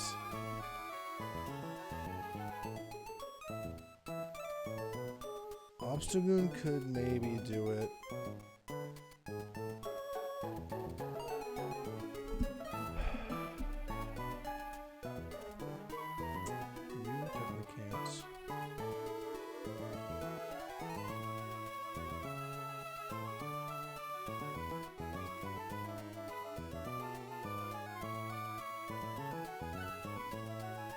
Ampharos answer,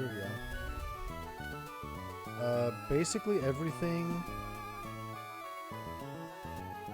baits, except like Amoonguss, but most things bait discharge from. Who's I gonna so like Ampharos 54, so it'd be like Togi, kill you.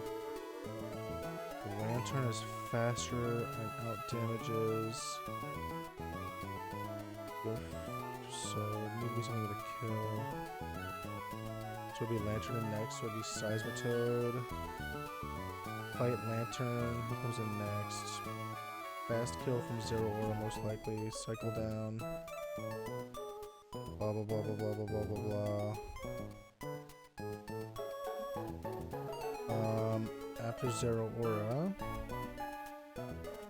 if it's Talonflame, whenever it's Talonflame, there's a slow kill on Rotom. Everything has slow kills, so it would always be Rotom. So I'll just have to go to Togi.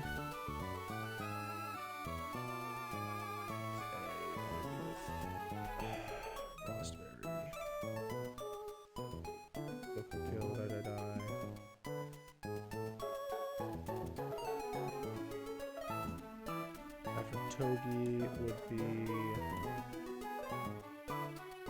Electros. So probably Ampharos last.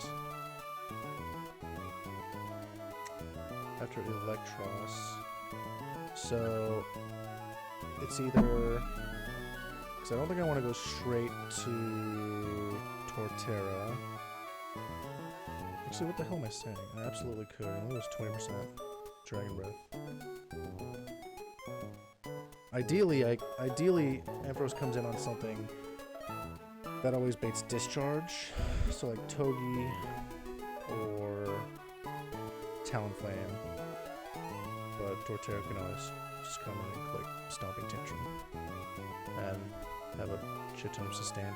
I could even give Torterra Synthesis if I want to spend a scale on that.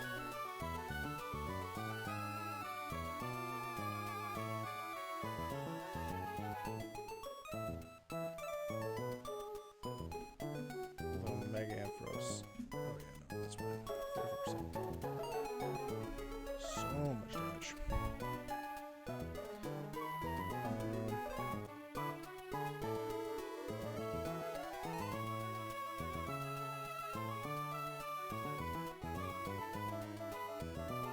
Like, if Togi's healthy enough after fighting... If Togi's healthy enough after fighting Rotom, Togi could... And Ampharos is kind of there as filler. Because this team, in the perfect scenario, has an extra slot. Because Togi is Fake Out. We're doing Togi Fake Out into Torterra, switching on Discharge, and kill with Stomping Tantrum. Lantern is getting soloed by Seismitoad. Rotom is getting soloed by Togi. Zeraora is getting burn stalled. Electros is getting Energy Balled. And then Ampharos is getting Torterra'd. So, in theory, there's an extra slot here that could be used for probably Rotom is like the least safe 1v1 right now.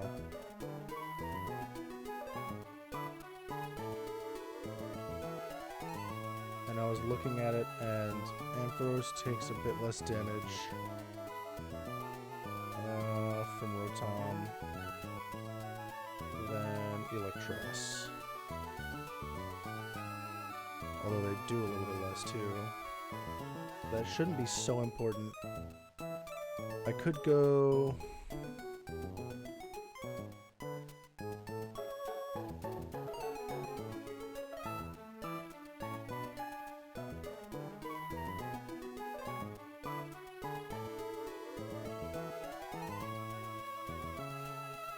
The only other thing that could maybe need a backup is Lantern. Although not really. What HP? They do want to be above half. So if I'm switching in, taking 60 or like 50 something. So Seismitoad should be able to usually be about above half. And I actually want to be... Actually, no, I don't care about knockoff. I think Citrus Berry. So Citrus Seismitoad should be able to handle the Lantern pretty handily.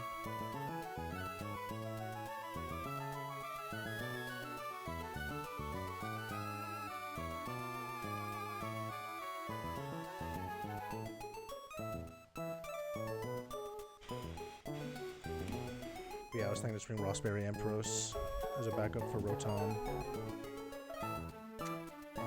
They're not really a backup for Lantern. I mean, Body Slam for 20%, I guess, but they can kind of eat a hit from Mega Ampharos.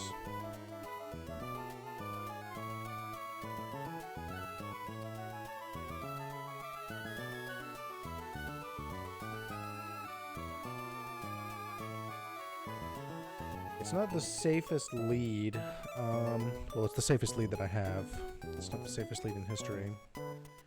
Because it is risking the 5% explosion on turn 1. If that happens, it might just be cooked. 5% chance to lose instantly. I'd want to sack something on Ampharos to get Seismitoad in. Then Suicide Earth Power for half, so that Torterra can go in and finish it off. Because if Torterra's not healthy, then he can't hard swap into Ampharos. And if he's...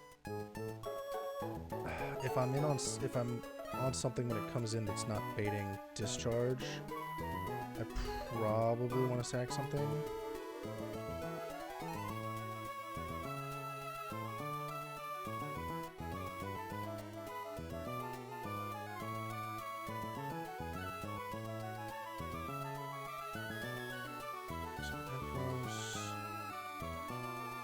If I switch it on Dragon Breath, if I get okay, if I go Cherry Berry, because I don't need Citrus Berry, because I'm either taking an Explosion for 90%, or I'm not taking any damage on Torterra. So I can absolutely Cherry Berry Torterra for the Dragon Breath insurance.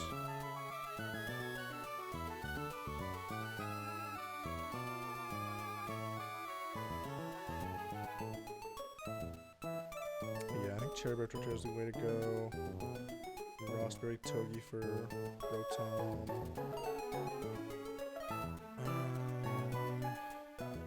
There's gonna be Citrus. Could be Ross for like the Scald Burn chance.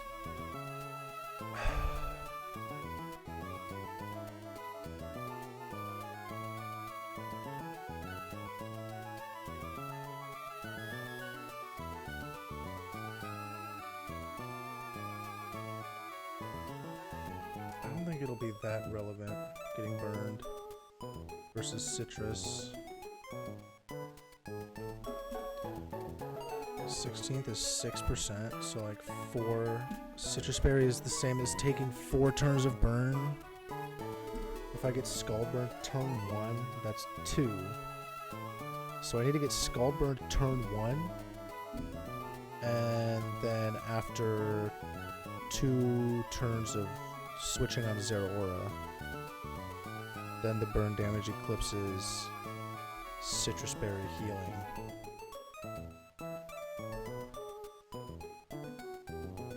I think Citrus Berry is probably just better,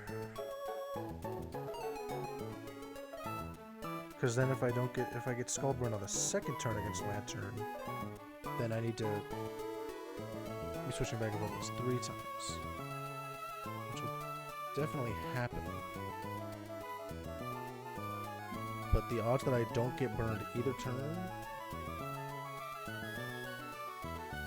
is like 80%, because it's 90% of 90%. Versus Citrus Berry is always wrong, and it's only Citrus Berry is just better. It's gotta be.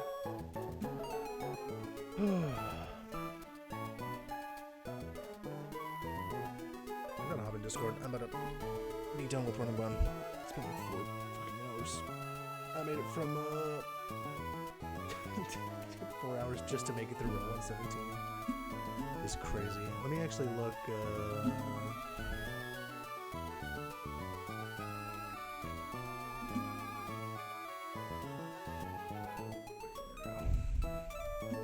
Because like I could fish on 111. What about fishing on 118?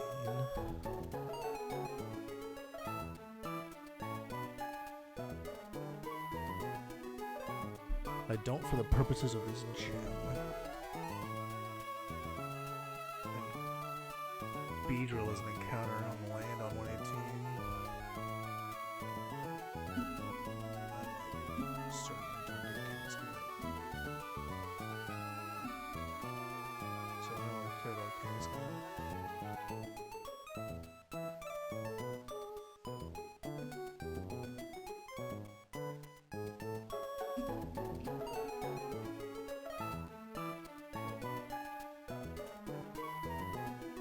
I don't see any reason to go for these encounters right now. They don't mean anything for this gem.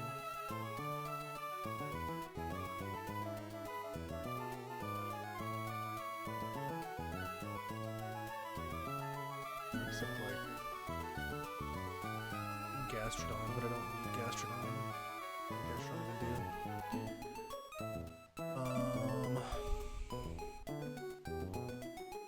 Don't even get Storm Drain. So, not a great into Lantern. I think it place to go. Sandforce. Route 111 goat. Okay.